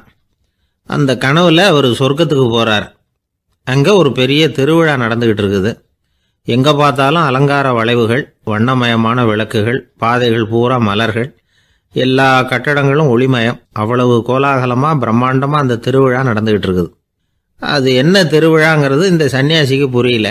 அங்க எதிரில் வந்துகிட்டு இருந்த ஒருத்தரை நிறுத்தி, என்ன விசேஷம் இங்க அப்படின்னு விசாரிச்சாராம். உனக்கு தெரியாத விஷயம், இன்னைக்கு இறைவனுக்கு பிறந்த நாள், அதை தான் எல்லாரும் சேர்ந்து கொண்டாடுறோம். இதுக்காக பிரம்மாண்டமான ஊர்வலம் ஒன்று வரப்போகுது, இறைவனே அந்த ஊர்வலத்தில் கலந்துக்கிறார் அப்படின்னார் அவர். உடனே அந்த சன்னியாசி ஒரு மரத்து நிழல்ல ஒதுங்கி நின்றுக்கிட்டார். ஊர்வலம் வந்துகிட்டு இருக்குது. முதல்ல ஒரு குதிரை வந்துகிட்டு இருக்கு, அது மேலே ஒருத்தர் உட்காந்துருக்கிறார். அவருக்கு பின்னாடி நிறைய பேர் கூட்டமாக வந்துகிட்டு இருக்கிறாங்க. இவ்வளவு கூட்டம் இவர் பின்னாடி வருதே, யார் இவர் அப்படின்னு கேட்டார். ஒரு மதத்தின் பெயரை சொல்லி, இவர் அந்த மதத்தின் தலைவர், அவரை பின்பற்றுகிற மக்கள் கூட்டம் பின்னாடி வந்துகிட்டு இருக்குது அப்படின்னு விவரம் சொல்லியிருக்கிறாங்க. இவங்களுக்கு அடுத்தபடியா இன்னொரு குதிரையில் ஒருத்தர் வந்துகிட்டு இருக்கிறார். அவருக்கு பின்னாடி ஏகப்பட்ட கூட்டம். இவர் யாருங்க அப்படின்னு கேட்டிருக்கார் சன்னியாசி. அங்கே இருக்கிறவங்க விவரம் சொல்லியிருக்கிறாங்க. இன்னொரு மதத்தின் பெயரை சொல்லி, இவர் அந்த மதத்தினுடைய தலைவர், அவர் வழியை பின்பற்றுகிறவர்கள் அவர் பின்னாடி கூட்டமாக வந்துகிட்டு இருக்கிறாங்க அப்படின்ட்டு இருக்காங்க. இப்படி ஒவ்வொருத்தராக குதிரை மேலே வந்துக்கிட்டே இருக்கிறாங்க. அவங்கள பின்பற்றியும் ஒவ்வொரு கூட்டம் வந்துக்கிட்டே இருக்குது. அந்த பெரிய ஊர்வலம் அது பாட்டுக்கு போய்கிட்டு இருக்குது. கடைசியாக அது முடிஞ்சது ரொம்ப நேரம் கழித்து. அதுக்கப்புறம் கொஞ்சம் நேரம் கழித்து ஒரு வயசான ஆள் குதிரை மேலே வந்துக்கிட்டு இருக்கிறார். ஆனால் அவருக்கு பின்னாடி யாருமே இல்லை. அவர் பரிதாபமாக தனியாக வந்துக்கிட்டு இருக்கிறார். அவர் அந்த ஊர்வலத்தை சேர்ந்தவரா இல்லையாங்கிறதே தெரியல. இவர் யார், இவர் ஏன் இப்படி தனியாக வந்துக்கிட்டு இருக்கிறார் அப்படின்னு கேட்டிருக்கார் அந்த சன்னியாசி. என்னது இப்படி கேட்குறீங்க, இவர் தான் கடவுள், இவருக்காக தான் இன்னைக்கு இந்த ஊர்வலமே நடக்குது, இவருக்கு தான் இன்னைக்கு பிறந்த நாள், முன்னாடி போகிற ஊர்வலம் பூரா இவருடைய பிறந்த நாளை கொண்டாடுறதுக்காக தான் அப்படின்ட்டு இருக்காங்க. இதை கேட்டதும் அந்த சன்னியாசிக்கு திடுக்குன்னு தூக்கி போட்டிருக்கு. இது வரைக்கும் கனவு கண்டுகிட்டு இருந்தவர் முடிச்சுக்கிட்டார். அதுக்கப்புறம் தான் யோசிச்சு பார்த்துருக்கார். உண்மைதான், மக்கள் எல்லாரும் பக்தி மார்க்கத்தில் போகிறதா நினச்சிக்கிட்டு பாதை மாறி போயிட்டு இருக்கிறாங்க. கடவுளை பின்பற்றுவதாக நினைக்கிறாங்க பக்தர்கள். ஆனால் கடவுளுக்கு பின்னாடி யாருமே இல்லை. இன்னமும் இயல்பாக இதை பற்றி யோசிச்சு பார்த்தா, உண்மைக்கு பின்னாடி தான் நான் போய்கிட்டு இருக்கேன் அப்படின்னு நிறைய பேர் சொல்கிறாங்க. ஆனால் அந்த உண்மை அனாதையாக போய்கிட்டு இருக்குது. அப்படி ஆயிட்டுது உலகம். இந்த காலத்துலேயும் ஒரு ஊர்வலம், ஒரு பெரிய மனுஷருக்கு பிறந்த நாள் விழா. அவர் குதிரை மேலே ஏறி முன்னாடி போயிட்டுருக்கிறார். அவருக்கு பின்னாடி ஒரு 100 பேர் தொண்டர்கள் அவங்க பாட்டுக்கு போகிறாங்க. எல்லாம் பணம் கொடுத்து ஏற்பாடு பண்ணவங்க. எல்லாம் பணம் வாங்கிட்டு முன்னாடி போயிட்டுருக்குறாங்க. கொஞ்சம் தூரம் நடந்ததும் கால் வலிக்க ஆரம்பிச்சுட்டுது. ஒவ்வொருத்தரும் அப்படியே ஒதுங்க ஆரம்பிச்சிட்டாங்க. அதான் முன்னாடியே பணம் கிடச்சிட்டுதே, இனிமேல் ஒதுங்கினா என்னன்னு ஒதுங்கிட்டாங்க. ஒரு கட்டத்தில் குதிரையில் போகிறவர் தற்செயலாக திரும்பி பார்க்குறாரு, பின்னாடி யாருமே இல்லை. எல்லோரும் ஓடி போயிட்டாங்க. ஒரே ஒரு ஆள் மட்டும் ரொம்ப விசுவாசமாக பின்னாடி நடந்து வந்துக்கிட்டு இருந்தான். ஏன்ப்பா நீ மட்டும் வந்துக்கிட்டு இருக்கிறியே, நீ வீட்டுக்கு போகலையான்னு கேட்டிருக்காரு அவர். நீங்கள் அந்த குதிரையையும் அதுக்குள்ளே வாடகை பணத்தையும் கொடுத்துட்டீங்கன்னா நானும் போயிடுவேன் அப்படின்னு நானும் இந்த ஆள்.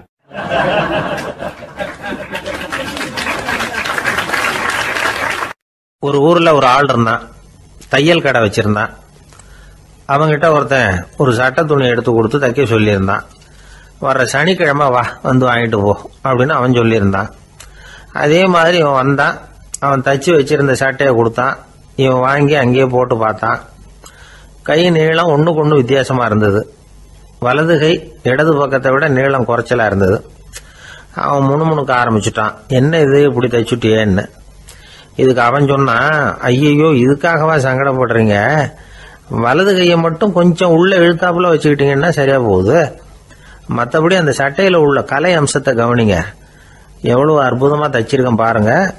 ஒரு சின்ன குறைய இப்படிலாம் பொருட்படுத்த வேண்டியதில்லை. நான் சொன்னது மாதிரி கையை கொஞ்சம் உள்ள இழுத்தது மாதிரி வச்சுக்கிட்டு நடந்து போங்க, ஜோரா இருக்கும் அப்படின்னா. அவனும் யோசிச்சு பார்த்தான். சரியான யோசனையாக தான் தோணுச்சு. கொஞ்சம் முயற்சி பண்ணி வலது கையை கொஞ்சம் உள்ள இழுத்து சட்டை சரியா இருக்கிறது மாதிரி பண்ணிட்டான். இப்போ மறுபடியும் ஒரு பிரச்சனை. வலது கையை உள்ள இழுத்த மாதிரி அப்படியே வச்சுக்கிட்டதும் முதுகு பக்கம் கொஞ்சம் துணி தளர்த்தியா தொங்குறது மாதிரி தெரிஞ்சுது. என்ன இது முதுகு பக்கம் துணி குவிஞ்சுட்டுதே தொங்குதே அப்படின்னா மறுபடியும், அடடா இதுக்காகவா கவலைப்படுறீங்க, உடம்ப அதுக்கு தகுந்த மாதிரி கொஞ்சம் வளைச்சிக்கிட்டா சரியா போடுது. இதுக்காக அந்த அழகான தையலை பிரித்து அதில் உள்ள கலை அம்சத்தை கெடுக்கிறதுக்கு என் மனசு இடம் தரல. எவ்வளவுக்கு தளர்த்தியா இருக்கோ அவ்வளவுக்கு கொஞ்சம் உடம்ப வளைச்சி அப்படி குனிஞ்சது மாதிரி போங்க போதும் அப்படின்னா. அதுவும் நல்ல யோசனையாக தான் பட்டுது இவனுக்கு. சரின்னு சொல்லிவிட்டு புறப்பட்டான். தெருவில் இறங்கினான். கையை கொஞ்சம் உள்ள இழுத்தான், உடம்ப கொஞ்சம் முன்னால வளைச்சான், சட்டைக்கு தகுந்த மாதிரி உடம்ப பண்ணிக்கிட்டான். மெதுவாக நடந்து போறான். இப்போ எதிரில் இன்னொருத்தன் வரான். இவனை பார்க்கறான். இவன் போட்டிருக்கிற சட்டையை பார்க்கறான். ஆஹா அற்புதம்ங்கிறான். சும்மா சொல்லக்கூடாது, ரொம்ப நல்லா இருக்கு நிச்சயமா. இது இந்த ஊர் மேல தெருவில் இருக்கிற ஒருத்தன் இருக்கானே, அவன் தைச்சதா தான் இருக்கணும் அப்படின்னா. இதை கேட்டதும் அவனுக்கு ஆச்சரியம். எப்படி அவ்வளவு கரெக்டா கண்டுபிடிச்சிங்க அப்படின்னு கேட்டிருக்கான். இதுக்கு அந்த வழிபோக்கன்னு சொன்னானா, அவன் ரொம்ப கெட்டிக்காரன். உங்களை மாதிரி உடம்பும் கையும் வளைஞ்சு போன ஒரு ஆசாமிக்கு அவனை தவிர வேற யாராலேயும் இவ்வளவு பொருத்தமான ஒரு சட்டையை தைக்க முடியாது அப்படின்னானா. பாருங்க, அவனுக்காக இவன் அனுசரிக்க போய் இவனோட நிலைமை எப்படி ஆயிடுது பாருங்க. இதே மாதிரி தான் சில சடங்குகளும் சம்பிரதாயங்களும் நம்மளை கோமாளி ஆக்கி விட்டுரும். எதுவா இருந்தாலும் அதுல அறிவுபூர்வமான அணுகுமுறை அவசியம். ஒரு நர்ஸ் அவசரமா ஓடி டாக்டர் கிட்ட சொல்லிச்சான், டாக்டர் ஒரு தப்பு நடந்து போச்சு, 10ஆம் நம்பர் பெட்ல இருக்கிற பேஷண்ட்டுக்கு காலில் ஆபரேஷன் பண்றதுக்கு பதிலாக கையில் ஆபரேஷன் பண்ணி விட்டீங்க. கை ஆபரேஷன் பண்ணிக்க வேண்டிய ஆள் 7ஆம் நம்பர் பெட்ல இருக்கார் அப்படின்னு தான். அதுக்கு ஒரு பதட்டப்படாம சொன்னாராம், பரவாயில்ல இவரை தூக்கி 7ஆம் நம்பர் பெட்ல போட்டுரு அப்படின்னாராம்.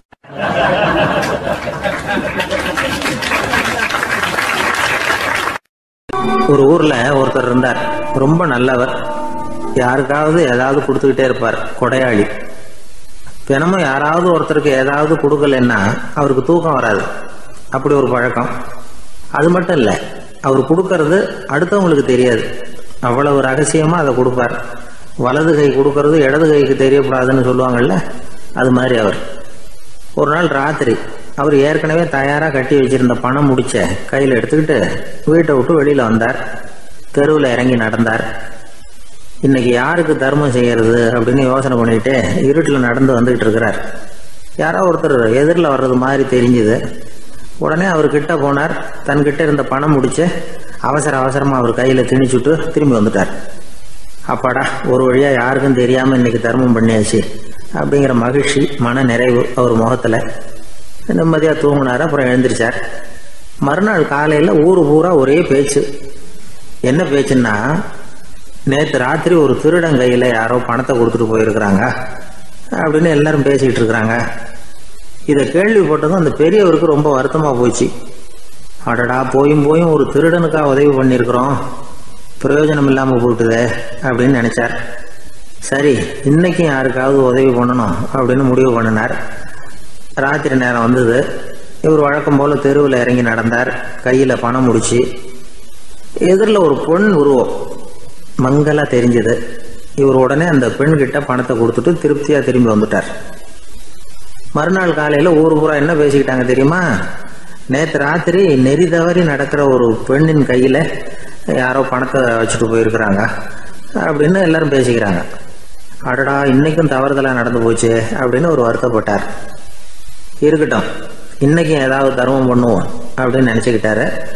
3வது நாள் ராத்திரியும் புறப்பட்டார். இப்பவும் எதிரில் ஒருத்தர் வந்தார். இவர் பணத்தை கொடுத்தார், திரும்பி வந்துட்டார். மறுநாள் மக்கள் என்ன பேசிக்கிட்டாங்கன்னா, நேற்று ராத்திரி ஒரு செல்வந்தர் கையில் யாரோ பணத்தை கொடுத்துட்டு போயிருக்கிறாங்க அப்படின்னு பேசிக்கிட்டாங்களாம். அவருக்கு ரொம்ப வருத்தமாக போயிட்டுது. என்ன இது, தினம் இப்படி ஆகிக்கிட்டு இருக்குதே அப்படின்னு நினச்சிக்கிட்டே படுத்து தூங்கினார். அன்னைக்கு ராத்திரி ஒரு கனவு. அந்த கனவுல இறைவன் வந்து சொன்னாராம், இதை பாருப்பா, நீ கொடுத்த தர்மம் வீணா போயிடல. உன்கிட்ட பணம் வாங்கின அந்த திருடன் திருந்திட்டான், அந்த பொண்ணும் திருந்திட்டா, அந்த செல்வந்தனும் கொடையாளி ஆயிட்டான், எல்லாருக்கும் உதவி பண்ண ஆரம்பிச்சுட்டான் அப்படின்னு சொன்னாராம். இந்த கதையை சொன்னவர் யாருன்னா நபிகள் நாயகம். இதுல உள்ள கருத்து என்னன்னா, நல்ல மனசோட தர்மம் பண்ணுனா அது வீணா போறதில்லை. இன்னொரு கருத்து, தர்மம் வந்து தன்னை மட்டுமல்ல அடுத்தவங்களையும் தீமையிலிருந்து காப்பாற்றும். இதுதான் நாம புரிஞ்சுக்க வேண்டியது. இந்த காலத்திலேயும் இது மாதிரி சில சம்பவங்கள் நடக்கிறது உண்டு. ஒரு பெரியவர் இருட்டில் நடந்து வந்துகிட்டு இருந்தாரு. எதிரில் வந்த ஒருத்தன் வலுக்கட்டாயமா ஒரு கையை பிடிச்சி ஒரு பண முடிப்பை கொடுத்து வச்சுக்க சொல்லிவிட்டு விலகி போயிட்டான். பெரியவருக்கு ஆச்சரியம், இந்த காலத்திலையும் இப்படி வலது கை கொடுக்கறது இடது கைக்கு தெரியக்கூடாதுன்னு நினைக்கிற கொடையாளிகள் உண்டு போல இருக்கு அப்படின்னு யோசனை பண்ணிக்கிட்டே நடந்தார். கொஞ்சம் தூரம் போயிருப்பாரு. அதுக்குள்ள அதே ஆள் திரும்பி வந்தான். கொடுத்த பண முடிப்பை திருப்பி கொடுங்க அப்படின்னு கேட்டு வாங்கிட்டான். இவருக்கு ஒன்றும் புரியல. ஏன் இப்படி பண்றேன்னார். அது ஒன்றும் இல்லைங்க, கொஞ்ச நேரம் இதை உங்ககிட்ட கொடுத்து வச்சிருந்தேன், அவ்வளவுதான் அப்படின்னா. ஏன்னு கேட்டார். என்னை பின்னாடி போலீஸ் தேடிக்கிட்டு வந்துகிட்டு இருக்குது, அதுதான் அப்படி பண்ணேன், இப்போ போயிட்டுது, இனிமே ஒன்றும் பயம் இல்லை அப்படின்னு சொல்லிவிட்டு அவன் பாட்டுக்கு நடந்து போறான்.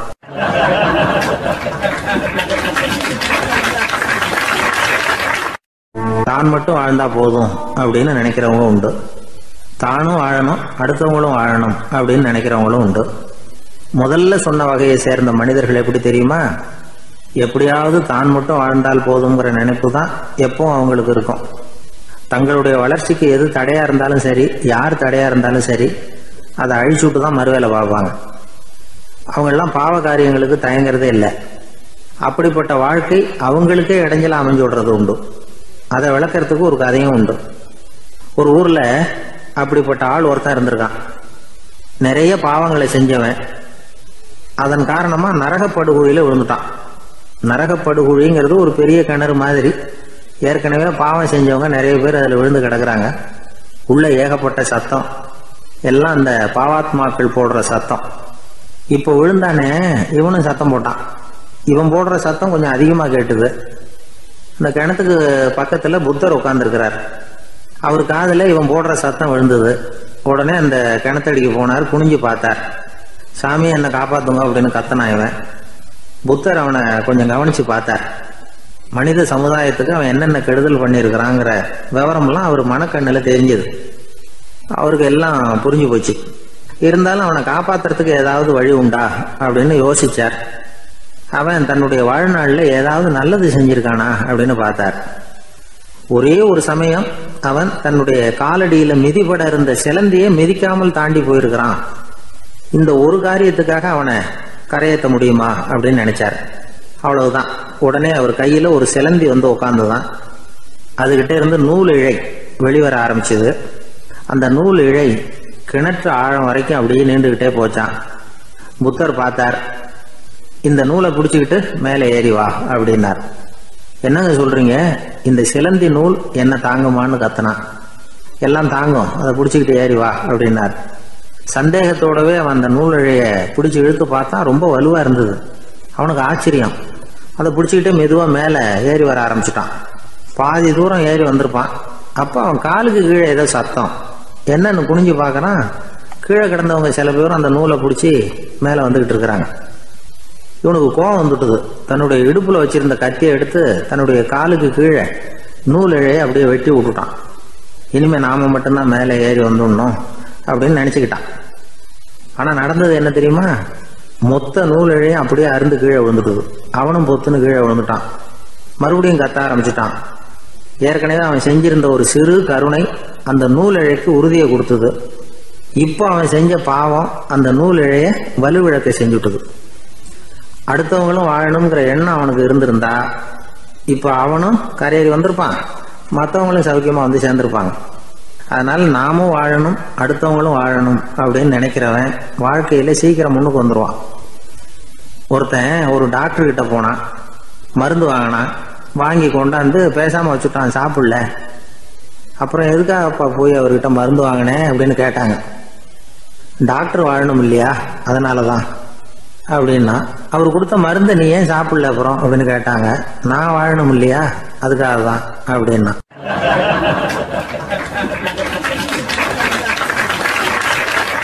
அவர் ஒரு பெரிய குடும்பத்துல பிறந்தவர்.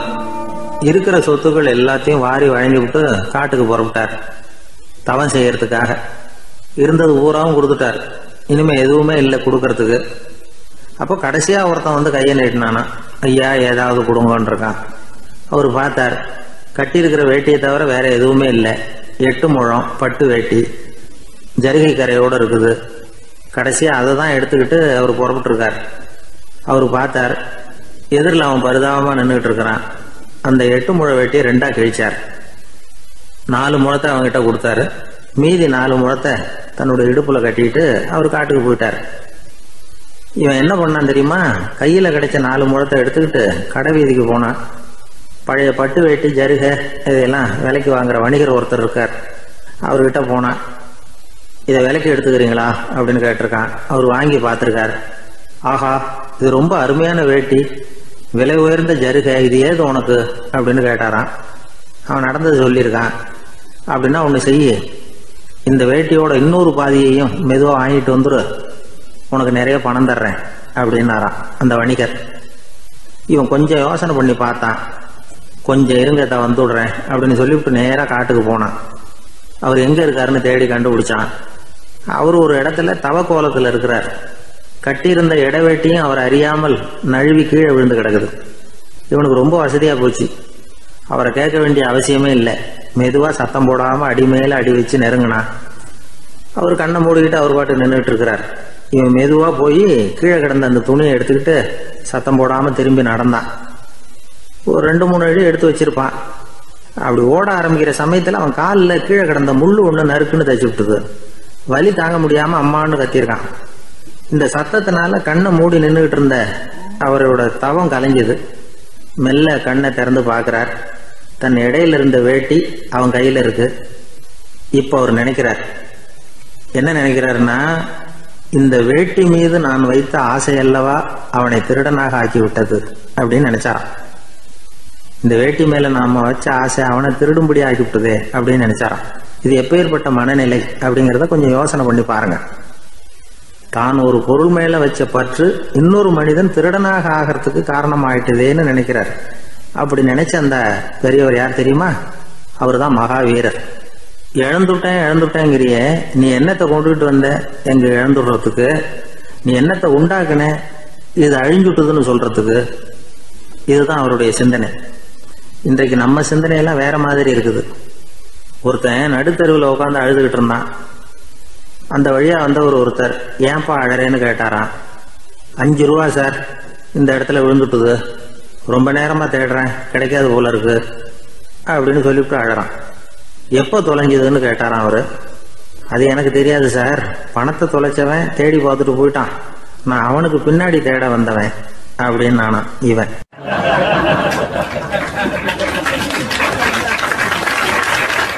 ஒரு ஊரில் ஒரு ஆள் இருந்தான். அவன் ஒரு நாள் கோயிலுக்கு போனான். கடவுள்கிட்ட வேண்டிக்கிட்டான், எனக்கு ஒரு 1,00,000 ரூபா நீ கொடுத்தா நான் உன் சன்னதியில் ஒரு தேங்காய் உடைக்கிறேன் அப்படின்னு வேண்டிக்கிட்டான். கடவுள் பார்த்தார். உடனே அவன் கண் முன்னாடி தோன்றினார். இந்தா நீ கேட்ட 1,00,000 ரூபாய் அப்படின்னு சொல்லி அவன் கையில் பணத்தை கொடுத்துட்டு மறைஞ்சிட்டார். இவனால் நம்பவே முடியல. இவ்வளவு சுலபமாக கிடைக்கும்னு தெரிஞ்சிருந்தா அனாவசியமாக ஒரு தேங்காய் உடைக்கிறேன்னு வேண்டியிருக்க வேண்டியது இல்லையே அப்படின்னு நினச்சான். இருந்தாலும் வேண்டுதலை நிறைவேற்ற வேண்டியது கடமை. அதுக்காக என்ன பண்ணால், பக்கத்தில் ஒரு கடைக்கு போனான். ஒரு தேங்காயை கையில் எடுத்தான். இது என்ன விலைன்னு கேட்டான். 5 ரூபான்னார் கடையில் இருந்தவர். அதிகமாக இருக்குதே விலைன்னா. அப்படின்னா ஒன்று செய்யுங்க, அடுத்த ஊருக்கு போங்க, அங்கே தென்னந்தோப்பு அதிகம், அதனால் அங்கே இதை விட குறைஞ்ச விலைக்கு கிடைக்கும் அப்படின்னார். சரின்னு அடுத்த ஊருக்கு கிளம்புனான். அங்கே போய் விசாரித்தான். ஒரு தேங்காய் 3 ரூபாய் விலைன்னாங்க. இதுவும் அதிகமாக தெரியுதேன்னா. அப்படின்னா ஒன்று செய்ய, அதுவும் அந்த ஆற்று ஓரமாக ஒரு தென்னை மரம் இருக்கு பார், அதில் நீயே ஏறி பறிச்சுக்கோ, ஒரு தேங்காய்க்கு 1 ரூபா கொடுத்தா போதும் அப்படின்னார் அந்த தோப்புக்கு சொந்தக்காரரு. இவனுக்கு மரம் ஏற தெரியாது, இருந்தாலும் ஆசை யாரை விட்டுது, விலை சல்லிசாக இருக்குதே. ஆற்று ஓரம் போனால் தட்டு தடுமாறி அந்த மரத்தில் ஏறினா அந்த தென்னை மரம் வளைஞ்சி ஆற்று பக்கம் போய் அப்புறம் நிமிர்ந்து இருந்தது. அதாவது மரத்தின் உச்சி சரியாக ஆற்றுக்கு நடுவில் இருந்தது. ஆற்றுல வெள்ளம் கரைபுரண்டு ஓடிக்கிட்டு இருக்கு. இவன் கடவுள் கொடுத்த 1,00,000 ரூபாயை மடியில் வச்சு இறுக்கி கட்டிக்கிட்டான். உச்சிக்கு போய் காய் பறிக்கிற சமயத்தில் காற்றும் மழையும் பலமாக கலந்து அடிக்க ஆரம்பிச்சுட்டுது. கால் வழுக்கி விட்டுட்டுது. இவன் சடார்னு ஒரு தென்னை மட்டையை பிடிச்சிக்கிட்டு தொங்க ஆரம்பிச்சிட்டான். கீழே பயங்கரமான வெள்ளம். மடியில் 1,00,000 ரூபா பணம். என்ன செய்கிறதுன்னு தவிக்கிறான். இந்த சமயம் கரையில் ஒரு யானை பாகன் யானையை குளிப்பாட்டிக்கிட்டு இருக்கிறான். அது அவன் கண்ணில் பட்டது. ஐயா ஒரு உதவின்னு கத்துனான். அவன் என்ன செய்யணும்னு கேட்டான். உன் யானையை மெதுவாக இங்கே அழைச்சிட்டு வா, எனக்கு நேராக கீழே நிறுத்து, என் காலை பிடிச்சி மெதுவாக கீழே இறக்கி விட்டுரு, என் மடியில் இருக்கிற பணத்தில் உனக்கு 10,000 ரூபா தரேன் அப்படின்னா. அவன் பார்த்தான். காலை கையை பிடிச்சா கூட எவனும் இந்த காலத்தில் 10 ரூபாய்க்கு மேலே தரமாட்டேங்கிறான், இவன் காலை பிடிச்சா 10,000 தர்றேங்கிறான் அப்படின்னு யோசனை பண்ணான். உடனே யானையை கொண்டுட்டு போனான். அவனுக்கு நேராக கீழே நிறுத்தினான். அவன் காலை பிடிச்சான். அவ்வளவுதான். அந்த நேரம் பார்த்து யானை மெதுவாக நடந்து அப்பால் போட்டுது. இப்போ யானை பாகன் அவன் காலை கெட்டியாக பிடிச்சிக்கிட்டு தூங்குறான். பரிதாபமாக மேலே பார்க்குறான். அவன் மட்டையை பிடிச்சிக்கிட்டு தூங்குறான். இப்போ யானை பாகன் சொல்கிறான், தம்பி மட்டையை விட்டுறாத, கெட்டியாக பிடிச்சிக்கோ, நான் உனக்கு 10,000 ரூபா தரேன், இதோ மடியில் தான் வச்சுருக்கேன்னா. மேலே தொங்குறவனுக்கு இந்த நிலைமையிலேயும் ஒரு சந்தோஷம், மேற்கொண்டு ஒரு 10,000 ரூபா நமக்கு கிடைக்கும் போல இருக்கே அப்படின்னு. இந்த சமயத்தில் ஒருத்தன் ஒட்டகத்தை ஓட்டிகிட்டு வந்தான் அந்த பக்கமாக குளிப்பாட்டுறதுக்கு. யானை பாகம் பார்த்துட்டான். ஐயா ஒட்டகக்காரரே, அதை இங்கே கொண்டுகிட்டு வா, எங்கள் காலை பிடிச்சி பத்திரமா இறக்கி விடு, நாங்கள் பணம் கொடுக்குறோம்னா. அவனும் பணத்துக்கு ஆசைப்பட்டு வந்தான். அவன் காலை பிடிக்கிற சமயம் ஒட்டகமும் நழுவி போட்டுது. இப்போ 3 பேருமே வரிசையாக தொங்குறாங்க. ஒட்டகக்காரன் கத்துறான், தம்பி மட்டையை விட்டுறாத, கெட்டியாக பிடிச்சிக்கோ, நான் என் மடியில் இருக்கிற 5,000 உனக்கு தந்துடுறேன்னா. மேலே தொங்குறவனுக்கு இன்னமும் சந்தோஷம், இவனும் பணம் தர்றேங்கிறான் அப்படின்னா இன்றைக்கி நமக்கு மொத்த பண வரவு எவ்வளவு அப்படின்னு ஒவ்வொன்றா கூட்டி பார்க்க ஆரம்பித்தான். மனக்கணக்கு சரியாக வரல. அதனால் அப்படியே விரலை விட்டு எண்ண ஆரம்பித்தான். அவ்வளவுதான், மட்டையை விட்டுட்டு கை நழுவி வந்துட்டுது. 3 பேரும் பொத்துன்னு ஆற்றுல விழுந்தாங்க. படாத பாடுபட்டு தட்டு தடுமாறி கரைக்கு வந்து சேர்ந்தாங்க. 3 பேர் மடியில் இருந்த பணமும் ஆற்றோட போட்டுது. பேராசை பெருநஷ்டம் அப்படின்னு ஒரு பழமொழி இருக்குல்ல, அதை விளக்கறதுக்காக சொல்லப்பட்ட கதை இது. இந்த காலத்தில் ஒருத்தர் ஒரு நீச்சல் குளத்தில் நீச்சல் அடிச்சுக்கிட்டு இருக்கிறார். காவலுக்கு இருந்தவர் அதை கவனிச்சுட்டார். கரையிலேருந்து சத்தம் போட்டாராம், இதோ பாருங்க, இங்கே ராத்திரி 8 மணிக்கு மேலே நீச்சல் அடிக்கிறது சட்டப்படி குற்றம், அதுக்கு அனுமதி கிடையாது, தெரியாதா உங்களுக்கு அப்படின்னாராம். இதுக்கு அவர், ஐயையோ நான் நீச்சல் அடிக்க வந்தவன் இல்லைங்க, சும்மா சுற்றி பார்க்க வந்தவன், தடுமாறி குளத்தில் விழுந்துட்டேன், நீச்சல் தெரியாது, அதனால் தத்தளிச்சுக்கிட்டு இருக்கிறேன் அப்படின்னு கத்துனாராம். கரையில் இருந்தவர் பார்த்தார். ஓ அப்படின்னா சரி, அதுக்கு ஒன்றும் தடை இல்லை அப்படின்னு சொல்லிவிட்டு அவர் பாட்டுக்கு நடந்து போயிட்டாராம்.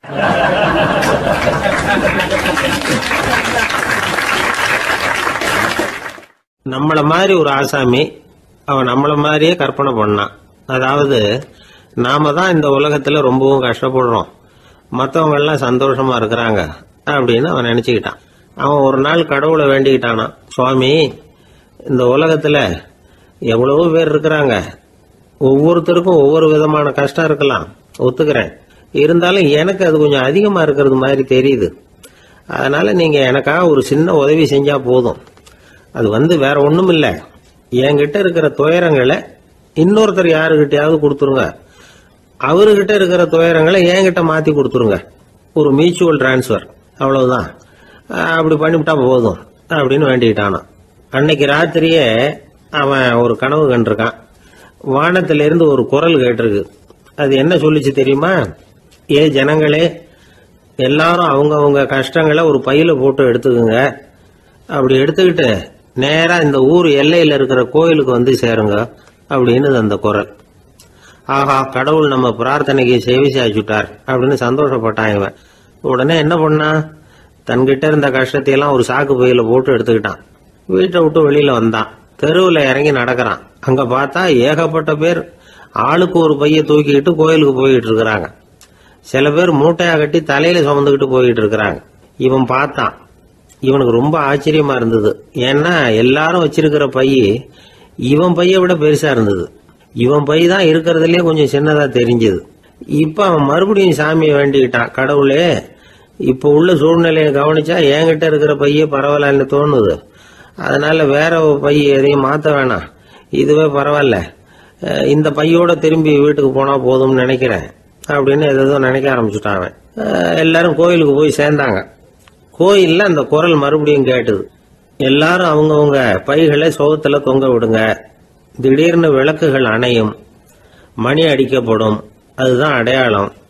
அந்த சமயத்துல இருட்டுல உங்களுக்கு வேண்டிய பைய நீங்க மாத்தி எடுத்துக்கலாம், தேர்ந்தெடுத்துக்கலாம். வெளிச்சம் இருக்கிறப்பவே உங்களுக்கு பிடிச்ச பைக்கு பக்கமா பார்த்து நீங்க நின்னுக்கலாம் அப்படின்னு சொல்லி விவரம் சொல்லிச்சான் அந்த குரல். அப்படி சொன்னதுக்கு அப்புறம் திடீர்னு விளக்கு அணைஞ்சுது, மணி அடிச்சுது. கொஞ்ச நேரம் கழிச்சு மறுபடியும் விளக்குகள்லாம் எரிஞ்சுது. இப்போ பார்த்தா எல்லாரும் அவங்கவுங்க பையையே கெட்டியா பிடிச்சிட்டு நிக்கிறாங்க. இவனும் அப்படியே நிக்கிறான். இவன் மெதுவா பக்கத்துல நிக்கிறவங்கிட்ட கேட்டானா, ஏன் நீங்க பைய கையிலேயே வச்சிருக்கிறீங்க, செவுத்துல மாட்டலையா அப்படின்னு கேட்டிருக்கான். இல்லப்பா, நீ ஏன் கையிலேயே வச்சிருக்கிறியோ அதே காரணத்துக்காக தான் நாங்களும் வச்சிருக்கிறோம். நம்ம கவலைகளை பத்தி நமக்கு ஓரளவுக்காவது தெரியும். ஆனா மற்றவங்க கவலைகள் நமக்கு பரிச்சயம் இல்லாதவை, பழக்கம் இல்லாதது. அதனால நமக்கு தெரிஞ்ச கவலைகளை சமாளிக்கிறது சுலபம். தெரியாததை சமாளிக்கணும்னா மறுபடியும் ஆரம்பத்தில இருந்து ஆரம்பிக்கணும்.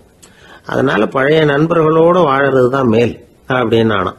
அதுக்கப்புறம் அவன் தன்னோட பைய போதும்னு வீட்டுக்கு திரும்பி வந்துட்டானான். இது ஒரு பெரியவர் சொல்லி இருக்கிற கதை. அதனால நம்ம கிட்ட இருக்கிற கஷ்டங்கள் தான் பெருசு, அதை இன்னொருத்தங்கிட்ட கொடுத்துட்டு மாத்திக்கலாம் அப்படின்னு நினைக்கிறது தப்பு. இதே மாதிரி இன்னொரு சம்பவம்.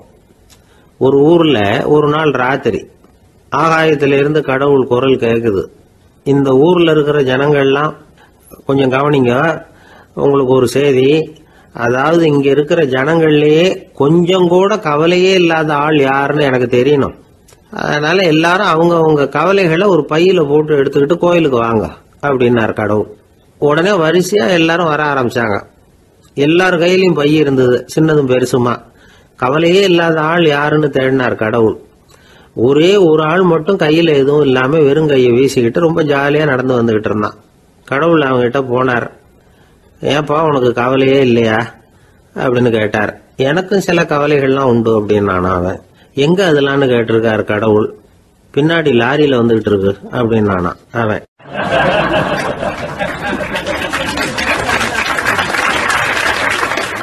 அசோக மன்னர் வந்துகிட்டு இருக்கார். அவருடைய ஆலோசகர்கள் எல்லாம் பக்கத்துல வந்துகிட்டு இருக்கிறாங்க.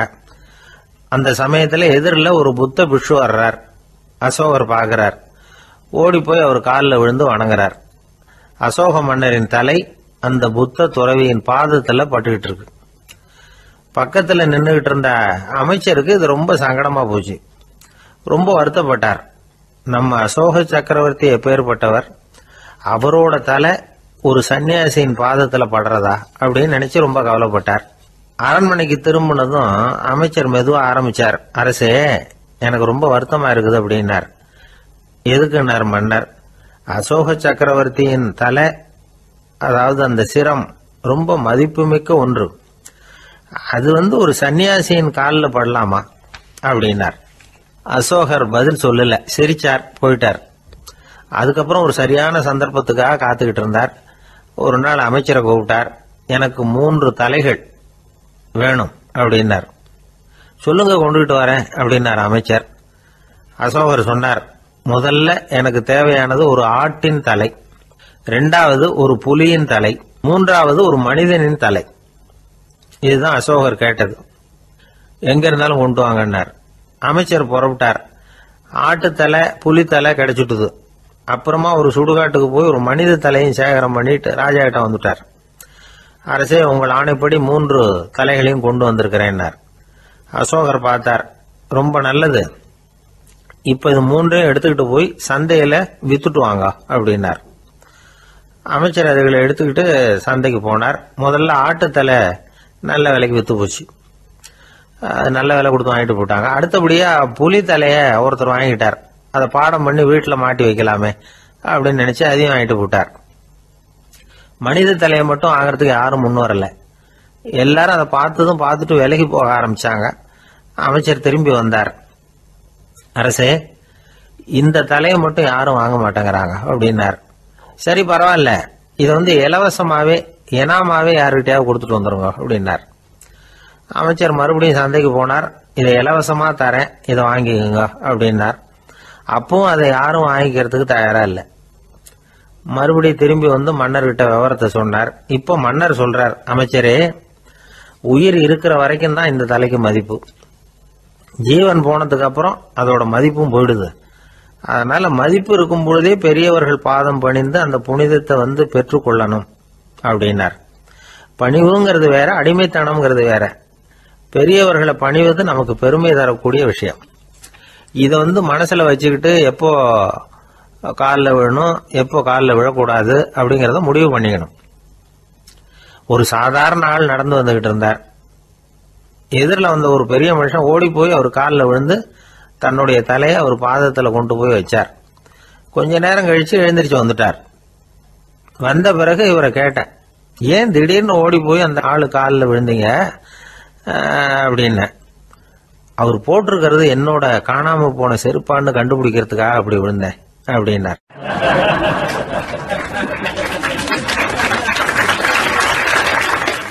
ஒரு காட்டுல ஒரு நரி இருந்தது.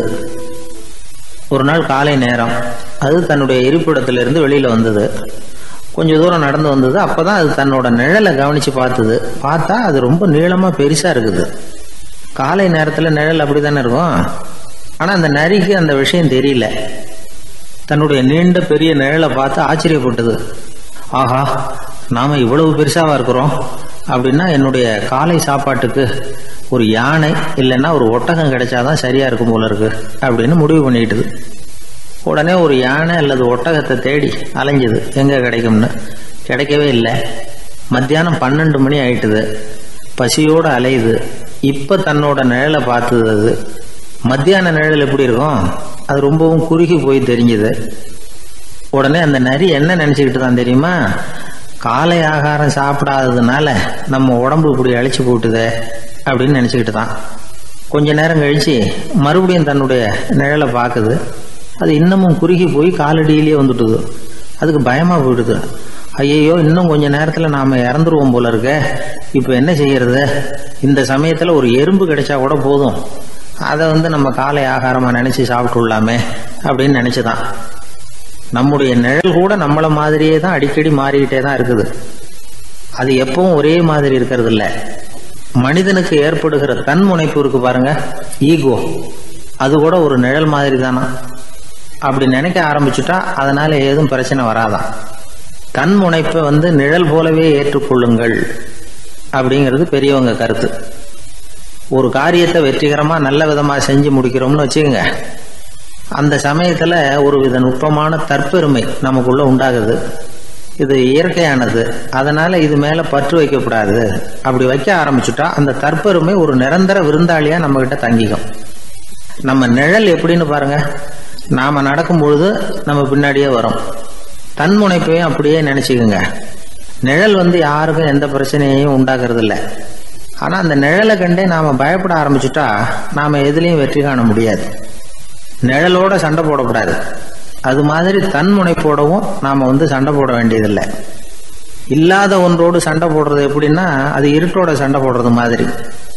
நாம நிழல் கிடையாது, நம்ம கிட்ட இருக்கிற தன்முனைப்பு ஒரு நிழல். நம்ம நிழலையும் நமக்கு சமமா பார்க்கிறோம் பாருங்க, அங்கதான் சிக்கலே ஆரம்பம். இப்போ நாம நடந்து போயிட்டு இருக்கிறோம், நம்ம நிழல் தரையில விழுது. யாரோ ஒருத்தர் நம்ம நிழல் மேல காலை வச்சு நடந்து போறார். உடனே அவர்கிட்ட சண்டைக்கா போறோம், ஏண்டா என் நிழலை மிதிச்ச அப்படின்னு. நமக்கு தெரியும் அது நிழல் தாங்கிறது. அவர் உங்க மேல நடக்கல, உங்களுடைய நிழல் மேலதான் நடக்கிறார். அது மாதிரி உங்க தன்முனைப்பின் மேல யாராவது நடந்தா உங்களை அவமானப்படுத்துறதா நினைக்கிறீங்க. காரணம், நாமளும் நம்ம தன்முனைப்பும் ஒண்ணுங்கிற நினைப்பு தான் காரணம், மற்றபடி வேற ஒண்ணும் கிடையாது. நம்ம நிழல் மேல நடக்கிறவர் நம்மளை காயப்படுத்துறது இல்லை. தன்முனைப்பை வேண்டாத ஒன்னாவும் பார்க்க வேண்டியதில்லை. அது இயற்கை. நிழலை உங்க முன்னாடி வைக்க வேணாம், அது உங்க பின்னாடியே இருக்கட்டும். நிழலின் நிழலாகி விடாதீர்கள், நீங்கள் நீங்களாகவே இருங்கள். இதுதான் சான்றோர் சிந்தனை. ஒரு பேருந்துல ஒரே நெரிசல். ஒருத்தர் பக்கத்துல நின்றுகிட்டு இருந்தவர்கிட்ட ரொம்ப பணிவா விசாரிச்சார், ஏன் சார் நீங்க ஏதாவது பெரிய உத்தியோகத்துல இருக்கிறீங்களா அப்படின்னார். அப்படிலாம் ஒண்ணும் இல்லைங்கன்னார் அவரு. அப்படின்னா வேற ஏதாவது அரசியல்ல பெரிய பதவியில் இருக்கிறீங்களா அப்படின்னு கேட்டார். அதுவும் இல்லைங்கன்னார். சரி, பணமாவது அதிகமா வச்சிருக்கீங்களா அப்படின்னு கேட்டார். அப்படிலாம் ஒன்றும் கிடையாது சார்னார் அவரு. அப்புறம் எதுக்குடா என் காலை மிதிச்சுக்கிட்டு இருக்கிற, எடுறா காலை அப்படின்னாராம் இவர்.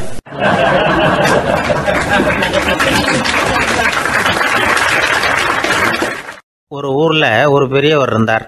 அவர் ஒரு குரு. அவர் தொடர்ந்து தியான கூட்டங்கள் நடத்துவார். அந்த கூட்டத்தில் கலந்துக்கிறதுக்காக பல ஊர்களில் இருந்து சீடர்கள் நிறைய பேர் வருவாங்க போவாங்க. ஒரு நாள் அங்கே கூட்டம் நடந்துகிட்டு இருக்குது. அந்த சமயத்தில் சீடர்களில் ஒருத்தன் என்னத்தையே திருடி விட்டான். மற்ற சீடர்கள் அதை கவனிச்சுட்டாங்க. இவன் ஆப்பிட்டுக்கிட்டான். கூட்டம் முடிஞ்ச பிற்பாடு இவன் திருடின விஷயத்தை அந்த பெரியவர்கிட்ட போய் சொன்னாங்களாம். அவர் கவனத்துக்கு கொண்டுகிட்டு போனாங்க. ஆனால் அவர் இதை காதிலே போட்டுக்கல, கண்டுக்கவே இல்லை. போய் சொன்ன சீடர்களுக்கெல்லாம் ஏமாத்தமாக போயிட்டுது. என்ன இது, இவ்வளவு தூரம் நாம் கண்டுபிடிச்சி போய் சொல்கிறோம், அவர் கண்டுக்கவே மாட்டேங்கிறாரே அப்படின்னு ஒரு மாதிரி ஆயிட்டாங்க. இருந்தாலும் அதை பற்றி ஒன்றுமே சொல்லிக்கல, பேசாமல் இருந்துட்டாங்க. கொஞ்ச நாள் ஆச்சு. அதே ஆள் மறுபடியும் ஒரு திருட்டில் மாட்டிக்கிட்டான். சீடர்கள் மறுபடியும் அந்த குரு கிட்ட விஷயத்தை சொன்னாங்க. அவர் அப்பவும் வழக்கம் போல் சும்மாவே இருந்துட்டார். இவர் இப்படி இருக்கிறத பார்த்ததும் அந்த சீடர்களுக்கு கோபம் வந்துட்டுது. உடனே அந்த சீடர்கள்லாம் ஒன்று கூடி பேசினாங்களாம். எல்லாருமா சேர்ந்து ஒரு விண்ணப்பம் தயார் பண்ணாங்க. அதை குருநாதர்கிட்ட கொண்டுட்டு போய் கொடுத்தாங்க. அந்த விண்ணப்பத்தில் இவங்க என்ன எழுதியிருக்கிறாங்க தெரியுமா? குருநாதர் அவர்களே, உடனே திருடனவன் மீது சட்ட நடவடிக்கை எடுக்கணும். நீங்கள் அப்படி அவனை இங்கே சேர்க்கக்கூடாது. நீங்கள் சேர்த்தீங்கன்னா நாங்கள் இங்கே இருக்கிறத பற்றி யோசிக்க ஆரம்பிச்சிருவோம். அவனை இந்த மடத்தை விட்டே துரத்தி பண்ணணும். நீங்கள் அவனை வெளியில் அனுப்புங்க, இல்லைன்னா நாங்கள் அத்தனை பேரும் வெளியில் போயிடுறோம். இப்படி தான் அந்த விண்ணப்பத்தில் எழுதியிருக்கிறாங்க. குரு அந்த விண்ணப்பத்தை வாங்கி படித்து பார்த்தார். அதுக்கப்புறம் அதை எழுதின அத்தனை பேரையும் கூப்பிட்டாரு. எல்லாரும் இப்படி வாங்கன்னாரு. வந்தாங்க. இப்படி என் எதிரில் உட்காருங்கன்னார். உட்காந்தாங்க. அப்புறம் சொன்னார், இதை பாருப்பா, நீங்கள் எல்லாரும் புத்திசாலிகள். உங்களுக்கு எது நல்லது எது கெட்டதுங்கிறது நல்லா தெரியும். நீங்கள் மேற்கொண்டு ஏதாவது படிக்கணும்னு நினச்சா வேறு எங்கே வேணும்னாலும் போகலாம், அதுக்கு நான் தடை சொல்ல மாட்டேன். ஆனால் உங்களால் குற்றம் சாட்டப்பட்ட அவன் இருக்கானே, அவன் எப்படின்னா அவனுக்கு எது நல்லது எது கெட்டதுங்கிறதெல்லாம் தெரியாது. அதனால தான் திருடுறான். நீங்கள் சொல்கிறது மாதிரி அவனை அடித்து துரத்தி விடுறோம்னு வச்சுக்கோங்க, அவனுக்கு எப்படி நல்லது கெட்டது தெரியும்? அவனுக்கு அதை யார் சொல்லி கொடுக்கறது? அதனால் இங்கேயே இருக்கட்டும், அதுதான் சரி. இதுக்காக நீங்கள் எல்லாரும் என்னை விட்டுட்டு போனாலும் சரி, அவனை நான் விரட்ட மாட்டேன் அப்படின்னு விட்டாரான். இவ்வளவையும் திருடனை அந்த சீடன் கேட்டுக்கிட்டே இருந்திருக்கான். அவன் கண்களில் கண்ணீர்.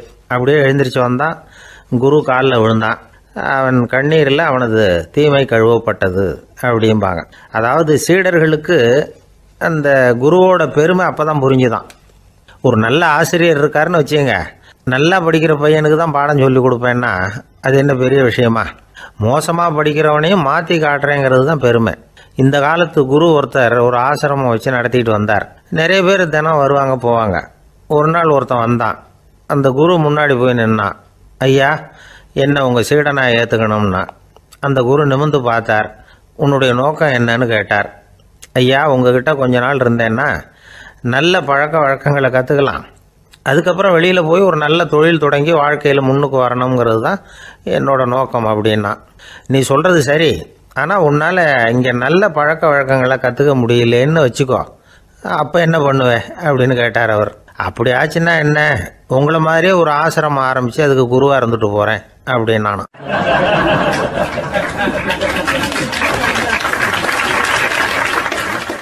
ஒரு ஆள் இருந்தார். அவர் தன்னை ஒரு குருன்னு சொல்லிக்கிட்டார். மௌன குரு, வாயே திறக்கிறதில்ல. அவருக்கு 2 சீடர்கள் உண்டு. இவங்க தான் வர்றவங்க கிட்ட பேசுவாங்க, விளக்கம் கொடுப்பாங்க. ஒரு நாள் இந்த சீடர்கள் 2 பேரும் எங்கேயோ வெளியில் போயிட்டாங்க. அந்த நேரம் பார்த்து ஒருத்தர் அங்கே வந்தார். குருக்கிட்ட போனார். குருவே, புத்தர்னா என்னன்னு கேட்டார். குருவுக்கு ஒன்றும் புரியல. அவர் உண்மையான குருவாக இருந்தாவில் புரியும். அவர் திருன்னு முழிக்க ஆரம்பிச்சிட்டார். இந்த நேரம் பார்த்து இந்த சீடர்கள் எங்கேயோ போயிட்டாங்களே, என்ன பண்ணுறது, உதவிக்கு யாராவது கிடைக்க மாட்டாங்களா அப்படின்னு அப்படியே சுற்றி பார்க்குறார். அங்கங்கே பார்க்குறார். வந்தவர் இதை கவனித்தார். ஏதோ புரிஞ்சுக்கிட்ட ஒரு மாதிரி அடுத்த கேள்வி கேட்டார். தர்மம்னா என்ன சுவாமின்னார். குருவுக்கு ரொம்ப சங்கடமாக போச்சு. நம்ம நிலைமை இப்படி ஆகிட்டுதே, இக்கட்டில் மாட்டிக்கிட்டோமே அப்படின்னு நினச்சபடியே விட்டத்தை பார்த்தார். அப்புறம் குனிஞ்சு தரையை பார்த்தார். அப்படியே உட்காந்துக்கிட்டார். வந்தவர் உடனே அடுத்த கேள்விக்கு போயிட்டார். தியானம்னா என்ன சுவாமின்னார். பாவம் என்ன பண்ணுவார் அந்த குரு, பேசாமல் கண்ணை கெட்டியாக மூடிக்கிட்டார். இது ஏதடா வம்பா போச்சுன்னு. இவர் இப்படி பண்ணால் கூட வந்தவர் சளைக்கலை. இன்னொரு கேள்வியும் கேட்டார். ஆசீர்வாதம்னா என்ன அப்படின்னார். இவர் பார்த்தார். இப்படியே போனால் இவர் கேள்வி கேட்குறத நிறுத்த மாட்டார் அப்படின்னு நினச்சிக்கிட்டு எனக்கு ஒன்றுமே தெரியாதுங்கிற பாவனையில் 2 கையையும் விரித்து காட்டினார். வந்தவர் முகத்தில் மகிழ்ச்சி, மன நிறைவு, ஏதோ எல்லாம் புரிஞ்சுக்கிட்ட ஒரு மாதிரி அங்கேருந்து புறப்பட்டு போனார். வழியில் அந்த குருவோட சீடர்கள் 2 பேரையும் சந்தித்தார். உங்கள் குருவை தான் பார்த்துட்டு வரேன்னார் இவர். என்ன நடந்ததுன்னு கேட்டாங்க. இவர் விவரமாக சொல்கிறார். உங்கள் குரு எவ்வளவு பெரிய ஞானி தெரியுமா? புத்தர்னா என்னன்னு கேட்டேன். அதுக்கு அவர் அப்படியும் இப்படியும் பார்த்தார். அதுக்கு என்ன அர்த்தம் தெரியுமா? மக்கள் புத்தரை அங்கேயும் இங்கேயும் தேடுறாங்க. உண்மையில் அவர் அங்கேயும் இங்கேயும் தேடி கண்டுபிடிக்க முடியாது அப்படிங்கிறத அவர் செய்கை மூலம் உணர்த்தினார். அதுக்கப்புறம் தர்மம்னா என்னன்னு கேட்டேன். அவர் மேலேயும் கீழையும் பார்த்து தர்மம் சமமானது, அதில் உயர்வு தாழ்வு இல்லைங்கிறத உணர்த்தினார். அதுக்கப்புறம் தியானம்னா என்னன்னு கேட்டேன். கண்ணை மூடிக்கிட்டார்.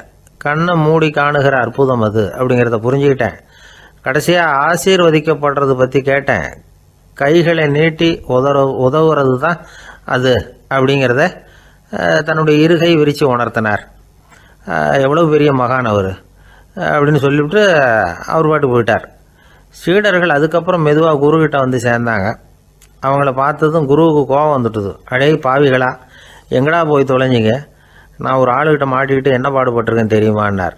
இது மாதிரி தான் நாம் சாதாரண மனிதர்களின் புற வேடங்களிலேயே மயங்கி போயிடுறோம்.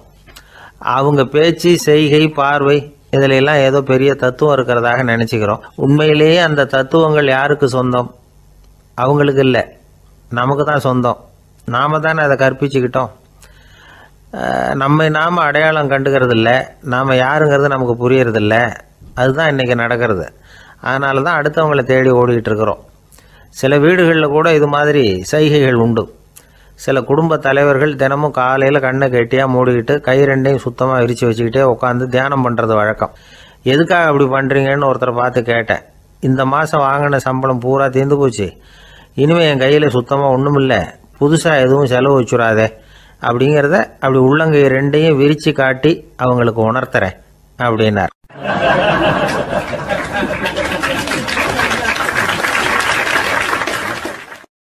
ஒருத்தன் வேகமாக ஓடி வந்தான். ஏப்பா அப்படி தலை தெறிக்க ஓடி வர்றேன்னு கேட்டேன். பின்னாடி துரத்திக்கிட்டு வருது சார் அப்படின்னா. ஏதாவது நாய் துரத்திக்கிட்டு வருது போல இருக்கு அப்படின்னு நினச்சி அவனுக்கு பின்னாடி பார்க்குறேன். கண்ணு கேட்டின தூரம் வரைக்கும் எதுவுமே தெரியல.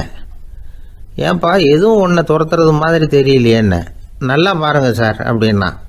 பார்த்துட்டு தான் சொல்கிறேன் என்ன. இதோ பாருங்கள் சார், இதுதான் என்னை துரத்துது அப்படின்னு அவன் காட்டுறான். அவன் சுட்டி காட்டின இடத்துல பார்த்தா அங்கே அவனுடைய நிழல் தான் தெரியுது. என்னப்பா சொல்கிற அப்படின்னு சொல்லி அவனை சந்தேகமாக பார்த்தேன். அதுக்கப்புறம் தான் அவன் விவரமாக பேசினான். சார், எனக்கு என் நிழலை கண்டா பிடிக்கிறதில்ல, எப்போ பார்த்தாலும் இது என்னையே பின்தொடர்ந்து வந்துக்கிட்டு இருக்குது. இதை என்னால் சகிக்கவே முடியல. இதை என்கிட்டேருந்து பிரிக்கிறதுக்கு எவ்வளவோ முயற்சிகள்லாம் பண்ணி பார்த்துட்டேன், முடியலன்னா. அப்படி என்னென்ன முயற்சிகள் பண்ணினேன் அப்படின்னு கேட்டேன். அவன் என்னென்ன செஞ்சாங்கிறத விவரமாக சொன்னான். அவன் என்ன பண்ணியிருக்கிறான், ஒரு பெரிய குழியை தோண்டி அதில் தன்னுடைய நிழலை புதைச்சிருவோம் அப்படின்னு முடிவு பண்ணிட்டு மண்வெட்டி எடுத்துக்கிட்டு தோட்டத்து பக்கம் போயிருக்கான். ஆழமாக ஒரு குழியை தோண்டியிருக்கான். குனிஞ்சு பார்க்குறான். அந்த குழிக்குள்ளே தன்னுடைய நிழல் தெரியுது. ஆஹா, இதுதான் சமயம், நிழல் இப்போ குழிக்குள்ளே இருக்குது, மண்ணை போட்டு மூடி விடலாம் அப்படின்னு நினச்சிக்கிட்டு கொஞ்சம் மண்ணை அள்ளி போட்டான். பார்த்தா இப்போ அந்த நிழல் அந்த மண்ணுக்கு மேலே வந்து நிற்கிது. இது ஏதுடா வம்பா போச்சு அப்படின்னு அவசரமாக மண்ணை வாரி போட்டு மூடி பார்க்குறான். குழி பூராவும் மூடி விட்டு பார்க்குறான். மறுபடியும் நிழல் மேலே வந்து உட்காந்துக்கிட்டு இருக்குது. சரி, இதை குழியில் புதைக்க முடியாது அப்படின்னு முடிவு பண்ணிட்டு இதை இங்கேயே இப்படியே விட்டுட்டு ஒரே ஓட்டமாக ஓடி போடுவோம் அப்படின்னு நினச்சி எடுத்தான் ஓட்டம். அது காலை நேரம். இவன் மேற்க நோக்கி ஓடிக்கிட்டு இருக்கிறான். ஓடி ஓடி பார்க்குறான், நிழல் இவனை விட வேகமாக இவனுக்கு முன்னாடி ஓடிக்கிட்டு இருக்கு. சரி, திரும்பி ஓடி பார்ப்போம் அப்படின்னு நினச்சிக்கிட்டு அப்படியே சடார்னு திரும்பி ஓட ஆரம்பித்தான். பார்த்தான், அப்பாடா நிழலை காணலை. கொஞ்சம் தூரம் ஓடி ஒரு இடத்துல நின்று அப்படியே சாவகாசமாக திரும்பி பார்க்குறான். பின்னாடி நின்றுக்கிட்டு இருக்குது நிழல். இப்படி ஓடி வந்து தான் இங்கே நம்ம முன்னாடி நின்று தன்னுடைய அவஸ்தையை சொல்லிகிட்டு இருக்கிறான். இந்த நிழலை துரத்துறது அல்லது வெட்டி விடுறது, இதுக்கு ஏதாவது வழி இருக்கா சொல்லுங்கள் சார் அப்படிங்கிறான். நமக்கு ஒன்றும் புரியல. அந்த நேரம் பார்த்து ஒரு பெரியவர் வந்தார். அவர்கிட்ட யோசனை கேட்டோம், என்ன செய்யலாம்னு. அவர் சொன்னார், இந்த பாருப்பா, நீ அங்கேயும் எங்கேயும் ஓடாத, அப்படியே கீழே படுத்துக்கொண்டார். அது நல்ல உச்சி வேலை. அவன் அப்படியே கீழே படுத்துக்கிட்டான். இப்போ அப்படி இப்படின்னு திரும்பி பார்க்குறான், நிழலை காணலை. அவன் இப்போ தான் நிம்மதியாக இருந்தான். இப்போ அந்த பெரியவர் சொன்னார், எல்லா மனிதர்களுமே இப்படி தான் ஓடிக்கிட்டு இருக்கிறாங்க. நான் எனது அப்படிங்கிற ஆணவம் தான் அவங்கள துரத்திக்கிட்டு இருக்கு. அதை விட்டுட்டு ஓடணும்னு நினச்சாலும் அது முன்னாடி வந்து நிற்கிது. பரம்பொருளை நோக்கி ஓடுறப்போ இந்த ஆணவம் பின்னாடி வந்துவிடுது. பரிபூர்ண சரணாகதிங்கிற நிலையில் அது முழுசுமாக மறைஞ்சுவிடுது. தன்னை உணர்கிற வேலை அது. அந்த நேரம் மனிதனுக்கு விடுதலை உணர்வு ஏற்படுகிற நேரம் அது. அப்படிப்பட்ட சுதந்திர மனிதர்களாக எல்லாரும் மாறி போயிட்டாங்கன்னா இந்த உலகமே இன்பமயம் அப்படின்னு ஒரு விளக்கம் கொடுத்தார் பெரியவர். நம்மளால் ஒருத்தர் வேகமாக ஓடி வந்துக்கிட்டு இருந்தான். ஏன்டா அப்படி ஓடி வர்ற அப்படின்னு கேட்டார் எதிரில் வந்தவர். ஆசை துரத்துது, அதுதான் ஓடி வர்றேன்னா. உனக்கு என்ன ஆசைன்னு கேட்டார். எனக்கு ஒன்றும் ஆசை இல்லைங்க, என்னை எப்படியாவது பிடிச்சுடணும்னு போலீஸ்காரங்களுக்கு ஆசை. அந்த ஆசை இப்போ என்னை துரத்தி பின்னாடி வந்துக்கிட்டு இருக்குது. அதுதான் தப்பிச்சு வந்துக்கிட்டு இருக்கிறேன். குறுக்க நிற்காதீங்க சார், வழியை விடுங்க அப்படின்னு சொல்லிவிட்டு வேகமாக ஓடி மறைஞ்சான்.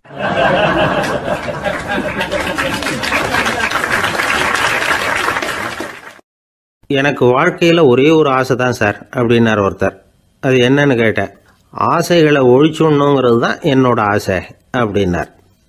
இப்படி ஆசைகளை ஒழிக்க வேண்டும் அப்படிங்கிறதையே ஒரு ஆசையாக கொள்வது அபத்தம் அப்படிங்கிறார் ஒரு பெரியவர்.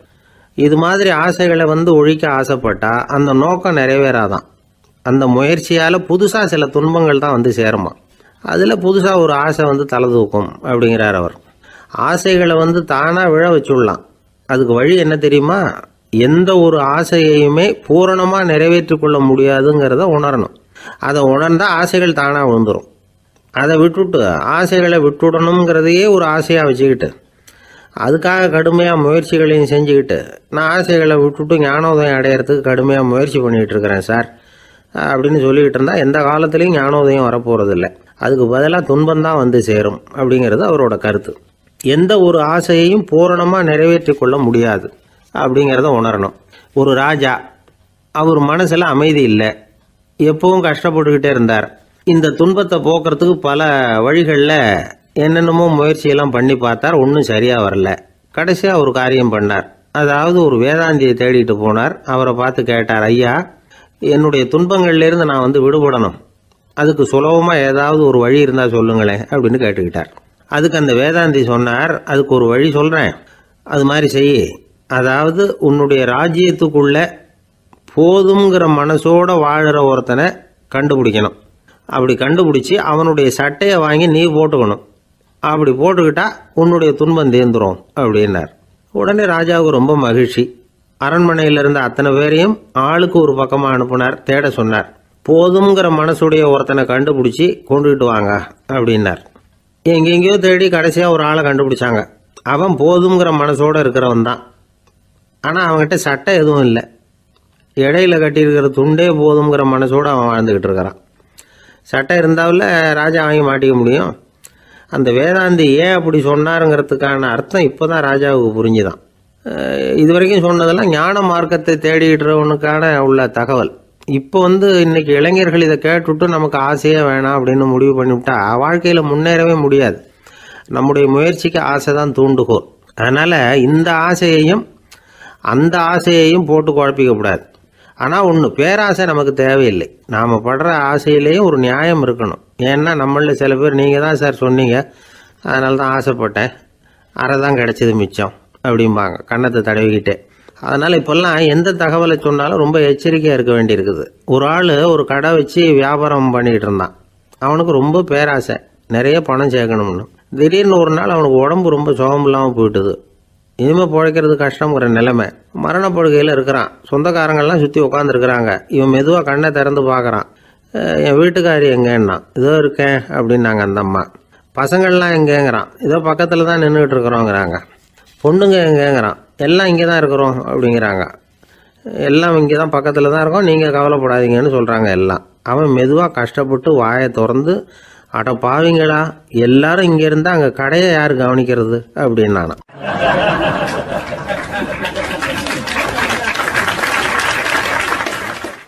ஜப்பானில் உள்ள ஒரு புத்த விகாரை. அங்கே ஒரு வயசான பௌத்த குரு தங்கியிருக்கிறார். ஒரு நாள் ராத்திரி கடுமையான குளிர். அவரால் தாங்க முடியல. பார்த்தார், மரத்தில் செஞ்ச புத்த சிற்பங்கள் அங்கே நிறைய இருந்தது. அதில் ஒன்றை எடுத்து அதுக்கு தீ மூட்டி அந்த நெருப்பில் குளிர் காஞ்சிக்கிட்டு இருக்கிறார். மர சிற்பம் தீ வச்சதும் படபடன்னு வெடிக்க ஆரம்பிச்சுட்டுது. அந்த சத்தத்தை கேட்டதும் அந்த புத்த விகாரையின் குருக்கள் வெளியில் ஓடி வந்தார். இவர் ஆனந்தமாக குளிர் காஞ்சிக்கிட்டு இருக்கிறார். அவரால் பொறுத்துக்க முடியல. தெருவில் திரிஞ்சுக்கிட்டு இருந்த அந்த பெரியவரை இங்கே தங்க அனுமதித்ததே அவர் தான். இவர் இப்படி பண்ணுறாருன்னு நினச்சிக்கிட்டே அவரை கோபமாக பார்த்தார். ஏன் இப்படி கோபமாக பார்க்குறீங்க, இப்படி உட்காருங்க அப்படிங்கிறாரு இவர். அவருக்கு இன்னமும் கோபம் வந்துட்டுது. எங்கள் கடவுளை எரிச்சுட்டீங்களே அப்படின்னு சத்தம் போட்டாராம். அப்படியா அப்படின்னு கேட்டுக்கிட்டே அந்த சாம்பலை கிளறினார் இவர். என்ன செய்கிறீங்கன்னு கேட்டிருக்காரு அவர். நான் எலும்புகளை தேடுறேன்னாராம். நீங்கள் ஒரு பைத்தியம், இது ஒரு மர சிற்பம், இதில் எலும்புகள் கிடையாது அப்படின்னாராம். அவருக்கு கோபம் வந்துட்டுது. உடனே வெளியில் போங்கன்னு கத்தியிருக்கார். வெளியில் தள்ளி கதவையும் சாத்தி விட்டாராம். மறுநாள் காலையில் கதவை திறந்து பார்த்தா அந்த வயசான பெரியவர் ஒரு மயில்கல் மேலே சில காட்டு பூக்களை வச்சு புத்தம் சரணம் கச்சாமின்னு சொல்லிக்கிட்டே இருக்கிறார். இவருக்கு சந்தேகமாக போட்டுது. கிட்ட போனார். என்ன செஞ்சுக்கிட்டு இருக்கீங்கன்னு கேட்டார். இது என்னுடைய காலை நேர பிரார்த்தனைனாராம். நிஜமாகவே நீங்கள் ஒரு பைத்தியமாக தான் இருக்கணும், ஏன்னா அது ஒரு மயில்கல் அப்படின்னாராம். இப்போ அந்த பெரியவர் சொன்னாராம், நீங்கள் ஒரு மரத்தை புத்தராக நினைக்கும் பொழுது நான் ஏன் ஒரு மயில்கல்ல புத்தராக நினைக்கக்கூடாது? நான் புத்தரை எரிக்கலாம், ஏன்னா அவரை நான் நேசிக்கிறேன். அந்த சிற்பம் மரத்தால் ஆனதுங்கிறது எனக்கு தெரியும். நான் ஒரு மயில்கல்லை தொழலாம், ஏன்னா அது எனது பூக்களை தாங்குது. நான் இந்த மயில்கல்லுக்குள்ளே மறைஞ்சிருக்கிற புத்தரை பார்க்குறேன். யாராவது ஒரு சிற்பி இதை சிலையாக்கினாதான் நீங்கள் புத்தரை பார்க்க முடியும். அன்னைக்கு ரொம்ப குளிராக இருந்தது. நான் எனக்குள்ளே இருக்கிற புத்தரையும் பாதுகாக்கணும். உள்ளே இருக்கிற புத்தரை காப்பாற்றுறதுக்காக வெளியில் உள்ள புத்தரை எரிக்கலாம், அதில் ஒன்றும் தப்பு இல்லை. அது அவருடைய போதனையிலேயே இருக்குது. உனக்குள் ஜோதியாக இரு அப்படிங்கிறது அவருடைய போதனை. என்னுடைய புத்தர் குளிரில் நடுங்கிட்டு இருந்தார். அந்த மர சிற்பங்கள் வெயில் மழையில் உணர்ச்சி இல்லாமல் இருந்தது, அதனால் அப்படி பண்ணினேன். ஆனால் நீங்கள் என்ன பண்ணீங்க? நான் ஒரு மர புத்தரை எரிச்சதுக்காக உயிருள்ள புத்தரை வெளியில் தள்ளி கதவை சாத்தினீங்க அப்படின்னாராம் அந்த பெரியவர். உண்மையான பக்திங்கிறது இதுதான். அதாவது உனக்குள் ஜோதியாக இரு அப்படின்னு புத்தர் சொன்னார் இல்லையா, அது மாதிரி தனக்குள் ஜோதியாக இருக்கிற இந்த காலத்து ஆசாமிகள் நிறைய பேர் உண்டு. எப்பவும் போதையிலேயே இருக்கிறவங்க. ஒரு நாள் நடு ராத்திரி ஒரு மது கடையில் ஒரு ஆள் அங்குள்ள சிப்பந்திகள் கிட்ட கேட்டுக்கிட்டு இருக்கிறான். மறுபடியும் இந்த கடை எப்போ திறப்பாங்கன்னு கேட்டானா. நாளைக்கு காலையில் 8 மணிக்கு திறப்பாங்க அப்படின்னு நானா அங்கே இருந்த ஆள். அவன் திருப்பி திருப்பி அதையே கேட்டுக்கிட்டு இருக்கான். இவனுக்கு பதில் சொல்லி சொல்லி அழுத்து போச்சு. அதான் சொல்கிறேன் ஐயா, நாளைக்கு காலையில் வா அப்படின்னாங்களாம். அதுக்கு இவன், நான் வர்றதுக்காக கேட்கலையா, நேற்றுக்கு வந்தவன் உள்ளேயே மாட்டிக்கிட்டேன், வெளியில் போகிறதுக்காக கேட்டேன் அப்படின்னானா.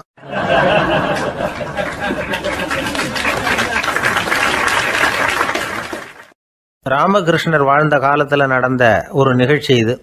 அப்போது ஒரு ஓவியர் இருந்தாராம். அவருக்கு ஒரு ஆசை, ராமகிருஷ்ணர் படத்தை வரையணும், அதை அவர்கிட்டயே கொண்டுகிட்டு போய் காட்டி அபிப்பிராயம் கேட்கணும். இதுதான் அந்த ஓவியரின் ஆசை.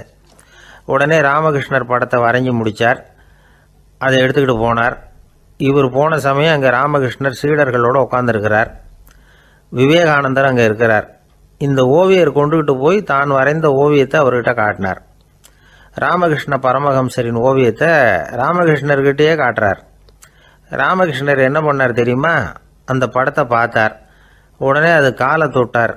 குருதேவருடைய இந்த செயல் சீடர்களுக்கு ரொம்ப வியப்பை உண்டு பண்ணிச்சு. சில பேர் மனசுக்குள்ளேயே ரொம்ப குழம்பி போக ஆரம்பிச்சிட்டாங்க, என்ன இப்படி பண்ணுறாருன்னு. என்ன இது அவரோட படம், அவரே அவரோட படத்தின் காலை தொடுறார் அப்படின்னு யோசித்தாங்க. சில பேர் ஒன்றும் புரியாமல் ஒருத்தர் பார்த்து சிரிச்சுக்கிட்டாங்க. அந்த இடத்துல சீடர்கள் மட்டும் இல்லை, சீடர் அல்லாத பல பேர் இருந்தாங்க. தன்னுடைய காலை தானே தொடர இவருடைய செயல் பற்றி என்ன நினைக்கிறது அப்படின்னு அவங்களும் குழம்பி போய் நிற்கிறாங்க. அந்த படத்தை வரைஞ்சி அவர்கிட்ட காட்டின அந்த ஓவியருக்கும் அதிர்ச்சி. இருந்தாலும் அவர் சீடர் கிடையாது. அதனால் கொஞ்சம் துணிச்சலை வர வச்சுக்கிட்டு கேட்டார், என்னங்க இது, என்னால் என்னுடைய கண்களையே நம்ப முடியல. இது உங்கள் சொந்த உருவப்படம், நீங்கள் உங்கள் சொந்த கால்களையே தொடுறீங்க, இது எங்களுக்கு கொஞ்சம் சங்கடமாக இருக்குதே அப்படின்னார். ராமகிருஷ்ணரின் கண்களில் ஆனந்த கண்ணீர் வழிஞ்சுதான். அவர் சொன்னாராம், இது என்னோட படம்ங்கிறது எனக்கு தெரியும், ஆனால் இது என்னோட படம்ங்கிறதுனால நான் இதோட காலை தொடலை. நீ என்னுடைய சமாதி நிலையை இந்த படத்தில் படம் பிடிச்சி காட்டியிருக்கிற, அதனால் அதோட காலை தொடறேன். சமாதி நிலையில் யார் இருந்தாலும், அது என்னுடைய படமாக இருந்தாலும் சரி அல்லது வேறு யாருடைய படமாக இருந்தாலும் சரி, படம் யாருதுங்கிறது முக்கியம் இல்லை.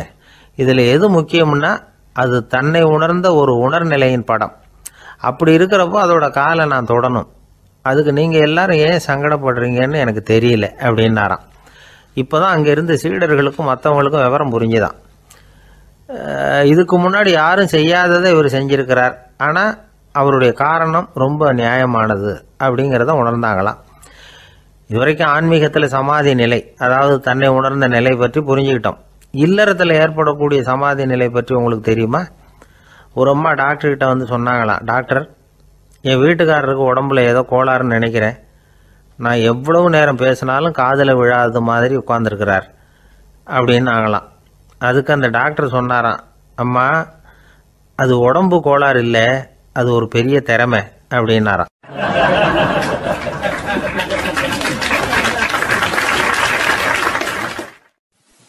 ஒரு ஏரி ஓரமாக 2 பசங்க நடந்து போய்கிட்டு இருக்கிறாங்க.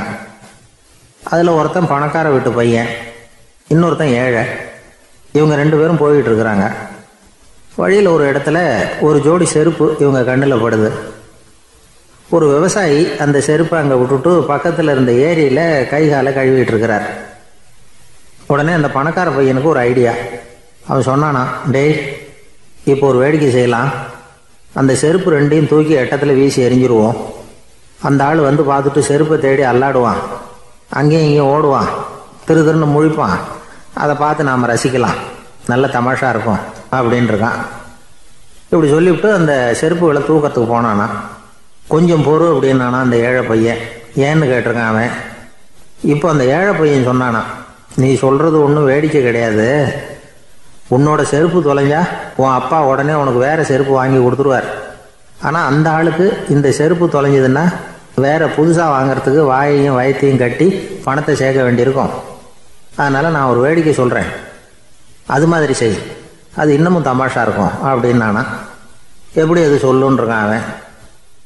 செருப்பு 2ம் அது இருக்கிற இடத்துலையே இருக்கட்டும், உன் சட்டை பையிலிருந்து ஒரே ஒரு ரூபா நாணயத்தை எடு, அதை அந்த செருப்பு மேலே அதோட குதிகால் பகுதியில் வச்சுட்டு நாம் 2 பேரும் அந்த மரத்துக்கு பின்னாடி ஓடி போய் மறைஞ்சு நின்றுக்குவோம், அப்புறம் பாரு வேடிக்கை அப்படின்னா. அதே மாதிரி 1 ரூபா காசு செருப்பு மேலே வச்சுட்டு இவங்க 2 பேரும் மறைஞ்சு நின்றுக்கிட்டாங்க. கொஞ்ச நேரத்தில் அந்த விவசாயி வந்தார். காலில் உள்ள மண்ணை தட்டிவிட்டு செருப்பை மாட்டுறதுக்காக போனார். அங்கிருந்த காசு கண்ணில் போட்டுவிட்டது. அவருக்கு ஆச்சரியமாக போச்சு. அதை கையில் எடுத்து பார்க்குறார். 4 பக்கமும் திரும்பி திரும்பி பார்க்குறார், யார் இதை வச்சிருப்பான்னு. கடைசியில் ஆகாயத்தை பார்க்குறார். ஆண்டவா, இது உன்னோட கருணை தான், நீ தான் யாரோ புண்ணியவான் மனசில் தர்மம் பண்ணுற எண்ணத்தை உண்டாக்கி இருக்கிற, அந்த புண்ணியவான் நல்லா இருக்கணும் அப்படின்னு வாழ்த்தி அந்த காசை கண்ணில் ஊற்றிக்கிட்டாராம். மறைஞ்சிருந்து பார்த்துக்கிட்டு இருந்த ஏழை பையன் இப்படி சொன்னான், பாத்தியா உன்னை புண்ணியவான்னு வாழ்த்தி விட்டு போகிறார் அந்த ஆள், அவருக்கும் சந்தோஷம், அதை பார்த்து நமக்கும் சந்தோஷம். உனக்கு 1 ரூபாங்கிறது ஒரு பெரிய விஷயம் இல்லை, ஆனால் அதனால் நமக்கு கிடைச்சிருக்கிற மகிழ்ச்சி ரொம்ப உயர்வானது அப்படின்னு நானும். வேடிக்கையும் கிண்டலும் இது மாதிரி அடுத்தவங்களுக்கு இடைஞ்சலாக இல்லாமல் இருக்கணும் அப்படிங்கிறார் கலைவாணர். ஆனால் பாருங்க, அவருக்கே இடைஞ்சலாக வர்ற விஷயங்களை கூட அவர் வேடிக்கையாக தான் எடுத்துக்கிட்டாராம். ஒரு தடவை ஒருத்தர் கலைவாணர்கிட்ட வந்து, ஐயா என் குழந்தை செத்து போச்சு அப்படின்னு சொல்லி அழுதாராம். உடனே இவர் அவருக்கு 100 ரூபா பணத்தை கொடுத்து, இந்தாங்க அடக்கம் செய்யுங்க அப்படின்னு சொல்லி அனுப்பி வச்சாராம். 1 வருஷம் கழித்து மறுபடியும் அதே ஆள் வந்திருக்கார். இவர் மறந்துருப்பாருங்கிற நினைப்புல, அண்ணே என் குழந்தை இறந்து போச்சுண்ணே அப்படின்னாராம். இவர் மறுபடியும் 100 ரூபா கொடுத்து ஆறுதல் சொல்லி அனுப்பி வச்சாராம். 7-8 மாதம் கழித்து மறுபடியும் அதே ஆள் வந்திருக்கார். அவர் வாயை திறக்கிறதுக்கு முன்னாடியே இவர் 100 ரூபாய் அவர் கையில் வச்சு, போன 2 தடவை தான் குழந்தை செத்து போச்சு, இந்த தடவையாவது அதை சாகாமல் காப்பாற்றி விடு அப்படின்னு சொல்லி அனுப்பி வச்சாராம். அதுக்கப்புறம் அந்த ஆள் வர்றதே இல்லையா.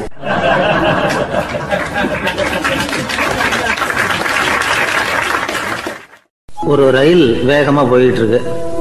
அது ஒரு ரயில்வே ஸ்டேஷனில் கொஞ்ச நேரம் நின்றுது. அப்போ அதில் ஒரு ஆள் ஏறினார். தலையில் ஒரு மூட்டையை வச்சுருந்தார். மூட்டையை தலையில் சுமந்துக்கிட்டே உள்ளே வந்தார். மூட்டையை தலையில் சுமந்துக்கிட்டே ஒரு இடத்துல உட்காந்தார். ரயில் மறுபடியும் புறப்பட்டது. இவர் தன் தலையில் இருந்த மூட்டையை கீழே இறக்கி வைக்கணும்ல, வைக்கல, சுமந்துக்கிட்டே வரார். எதிரில் உட்காந்துருந்தவர் கேட்டார், ஏங்க ஏன் இப்படியே உட்காந்துருக்குறீங்க தலையில் மூட்டையை வச்சுக்கிட்டு, மூட்டையை கீழே இறக்கி வைக்கலாமே அப்படின்னார். வேணாங்க, பாவம், தலையில் இருக்கிற மூட்டையை இறக்கி ரயிலில் வச்சா ரயிலுக்கு பாரம் அதிகமாக இருக்கும் அப்படின்னார் அவர். இப்படி ஒரு ஆளை பார்த்தா நமக்கு சிரிப்பு தான் வரும். ஏன்னா ரயிலுங்கிறது அந்த மூட்டையையும் சேர்த்து சுமந்துக்கிட்டு தான் போகுது. அவன் அந்த மூட்டையை தலையில் வச்சுருந்தாலும் ஒன்று தான், தரையில் வச்சுருந்தாலும் ஒன்று தான். அதனால் ரயிலுக்கு எந்த மாற்றமும் ஏற்பட போகிறதில்ல. அதே மாதிரி தான் நம்ம மனமும். இதுவும் ஒரு தேவையில்லாத சுமை, அனாவசியமாக சுமந்துக்கிட்டு இருக்கிறோம். இதை கீழே இறக்கி வச்சுட்டா வாழ்க்கை பிரயாணம் சுகமாக இருக்கும். ரயில் பிரயாணம் பண்ணுற அந்த ஆள் மூட்டையை சுமக்கிறான், வாழ்க்கை பிரயாணம் பண்ணுற நாம மனசை சுமக்கிறோம். இது ரெண்டுக்கும் எந்த வித்தியாசமும் இல்லை. மனசை கீழே இறக்கி வச்சுட்டா பாரம் இல்லாமல் வாழலாம், பறவைகள் மாதிரி பறக்கலாம், குழந்தைகள் மாதிரி கள்ளங்கபடம் இல்லாமல் வாழலாம். இந்த வெளி உலகத்தில் நாம் நிலை பெற்று இருக்கணும், வேரூன்றி இருக்கணும். அதே சமயம் நம்முடைய உள்வெளியில் ஆன்மீக வாழ்க்கையில் பாரம் இல்லாமல் இருக்கணும். அப்போ பறக்கணும், நதியை போல் ஓடணும், மிதக்கணும், பயணம் சுகமாக இருக்கும், களைப்பு தெரியாது, கவலை தெரியாது. ஒரு சீடன் போதி தர்மரை நாடி வந்தான். குருவே, நீங்கள் என்ன வெறுமையாக இருக்க சொன்னீங்க, நான் இப்போ மறுபடியும் வெறுமையானவன் ஆகிட்டேன், அதனால் இப்போ என்ன செய்ய சொல்கிறீங்க என்ன அப்படின்னு சொல்லி நின்னான். உடனே அந்த குரு பக்கத்தில் இருந்த ஒரு குச்சியை எடுத்து அவன் தலையில் அடித்து, போய் அந்த வெற்றுத்தன்மையையும் வீசி எறிந்து விட்டு வா அப்படின்னார். நான் இப்போ காலியாக இருக்கிறேன்னு ஒருத்தன் சொல்கிறான்னு வச்சுக்கோங்க, அது உண்மை இல்லை. ஏன்னா இன்னமும் அதில் நான்கிற எண்ணம் இருக்குது. எந்த சிந்தனையும் இல்லாமல் இருக்கிறது கடினம்தான். ஆனாலும் மனிதன் அதில் உள்ள நுட்பத்தை புரிஞ்சுக்கிட்டான்னா, இவ்வளவு தூரம் தூக்கி சுமந்துக்கிட்டு வந்த அந்த மனதின் முட்டாள்தனத்தை அவனே பார்த்துட்டு சிரிப்பான். இதுதான் பெரியவங்க சொல்லியிருக்கிற ஆலோசனை. நம்மால் ஒருத்தன் தலையில் ஒரு பெரிய மூங்கில் கூடையோட ரயிலில் உட்காந்தான். கூடை தலையில் இருந்தது, கீழே இறக்கி வைக்கல. எதிரில் இருந்தவர் கேட்டார், ஏங்க எதுக்காக அதை அனாவசியமாக சுமந்துக்கிட்டே இருக்கீங்க, கீழே இறக்கி வைங்களேன்னார். இல்லைங்க, நான் வீட்டை விட்டு புறப்படும் பொழுதே என் பையன் சொல்லிவிட்டான், கூடையை தலையை விட்டு இறக்கக்கூடாதுன்னு அப்படின்னார். அவன் சின்ன பையன், விவரம் இல்லாமல் சொல்லியிருப்பான். இப்போ என்ன நேரில் வந்தால் பார்த்துக்கிட்டு இருக்கிறான், நீங்கள் இறக்கி வைங்கன்னார் அவர். அவன் நேரில் பார்த்துக்கிட்டு இல்லை, இருந்தாலும் நான் இந்த கூடையை கீழே இறக்கி வச்சா அது அவனுக்கு தெரிஞ்சிடும் அப்படின்னாரு இவர். அது எப்படின்னார் அவர். அவன் தனக்கு டிக்கெட் வாங்க வேணாம்னு சொல்லி இப்போ இந்த கூடைக்குள்ளே தான் உட்காந்துருக்கிறான் அப்படின்னார் இவர்.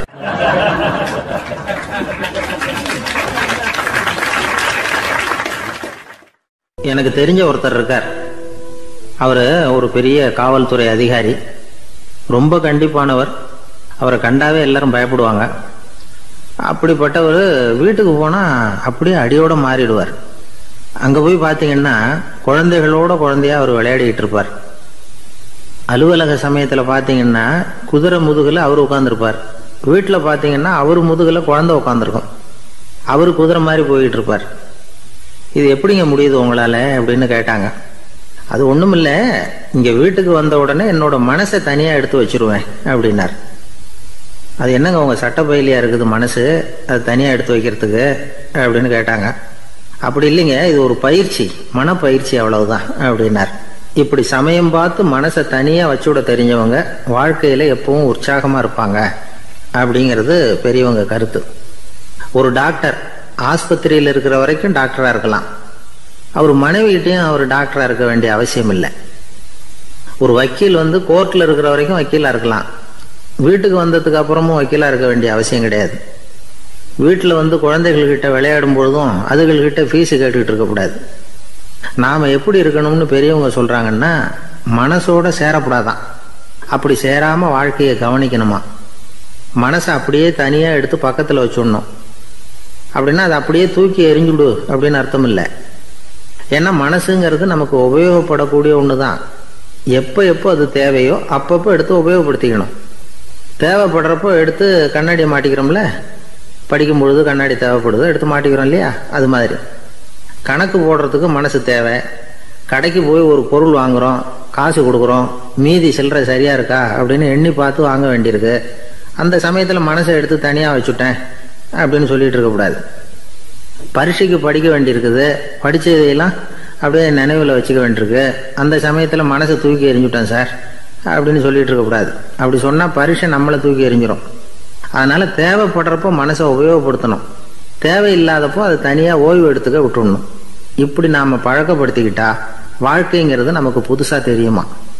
மனசுக்கும் ஒரு சக்தி கிடைக்கும். எந்திரங்களுக்கு ஓய்வு கொடுக்குற மாதிரி மனசுக்கும் ஓய்வு கொடுக்கணும், இல்லைன்னா அது களைச்சி போயிடும். குழந்தைகள் மனசை சுமந்துக்கிட்டு இருக்கிறது இல்லை. இது முதியவர்கள் குழந்தைகள்கிட்ட இருந்து கற்றுக்க வேண்டிய ஒரு பாடம். ஆனாலும் இந்த கால குழந்தைகள்கிட்ட ரொம்ப எச்சரிக்கையாக இருக்க வேண்டியிருக்கு. ஒரு தாத்தாவும் பேரனும் விளையாடிக்கிட்டு இருக்கிறாங்க. தாத்தா எனக்கு சைக்கிள் ஓட்ட கற்றுக் கொடு அப்படிங்கிறான் பேரன். சைக்கிள் உயரம் கூட இல்லை, அதுக்குள்ளே சைக்கிள் ஓட்டணுமா அப்படின்னார் தாத்தா. ஏன் தாத்தா, ரயில் ஓட்டுறாரு, அவர் என்ன ரயில் நீளமாக இருக்கார் அப்படின்னு கேட்டானா அந்த பையன்.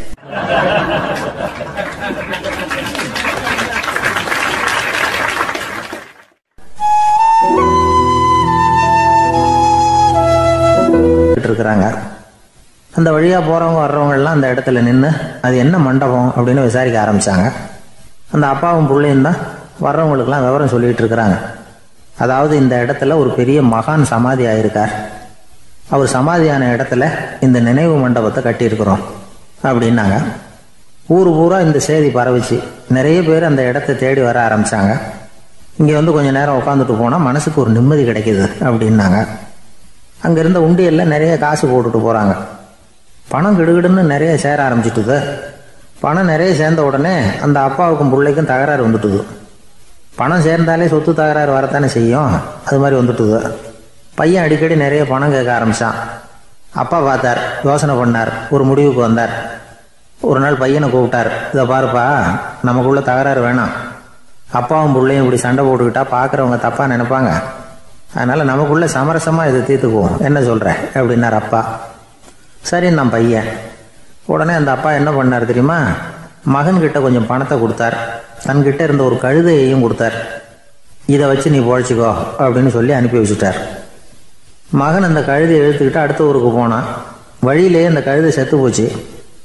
உடனே என்ன பண்ணலாம்னு யோசனை பண்ணான். ஒரு ஐடியா வந்தது. அந்த கழுதையை ஒரு சாலை ஓரமாக புதைச்சான். கையில் இருந்த பணத்தை வச்சு அந்த இடத்துல ஒரு கல் மண்டபம் கட்டினான். அந்த வழியாக 2 பேர் வந்தாங்க. இது என்ன மண்டபம்னு விசாரித்தாங்க. இந்த இடத்துல ஒரு பெரிய மகான் சமாதி ஆயிருக்கிறார் அப்படின்னா. இந்த செய்தி ஊர் பூரா பரவ ஆரம்பிச்சுட்டுது. நிறைய பேர் போக ஆரம்பித்தாங்க. இங்கே வந்தால் மனசுக்கு ஒரு பெரிய நிம்மதி கிடைக்குது அப்படின்னு வேற சொல்ல ஆரம்பித்தாங்க. வர வர கூட்டம் அதிகமாக வர ஆரம்பிச்சுட்டுது. உண்டியலில் பணம் நிறைய சேர்ந்துட்டுது. நகையெல்லாம் கூட கழட்டி காணிக்கையாக போட ஆரம்பிச்சுட்டாங்க. அப்பாவை விட மகன் பெரிய ஆளாயிட்டான். இதை கேள்விப்பட்டார் அப்பா. பையனை பார்த்துட்டு வரலாம்னு ஒரு நாள் புறப்பட்டு வந்தார். பையன் ஓஹோன்னு இருக்கிறான், பங்களா காரு எல்லாம் வந்துட்டுது. எப்படிடா இந்த அளவுக்கு ஆனே அப்படின்னு விசாரிச்சார்.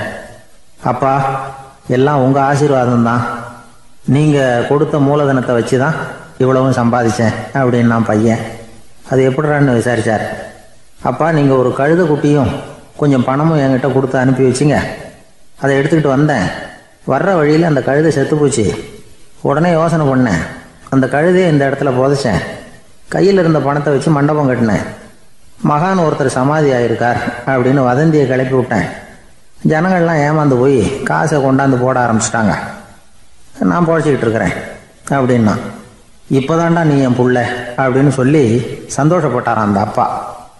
ஏன் அப்படி சொல்கிறீங்கன்னு கேட்டிருக்கான் பையன்.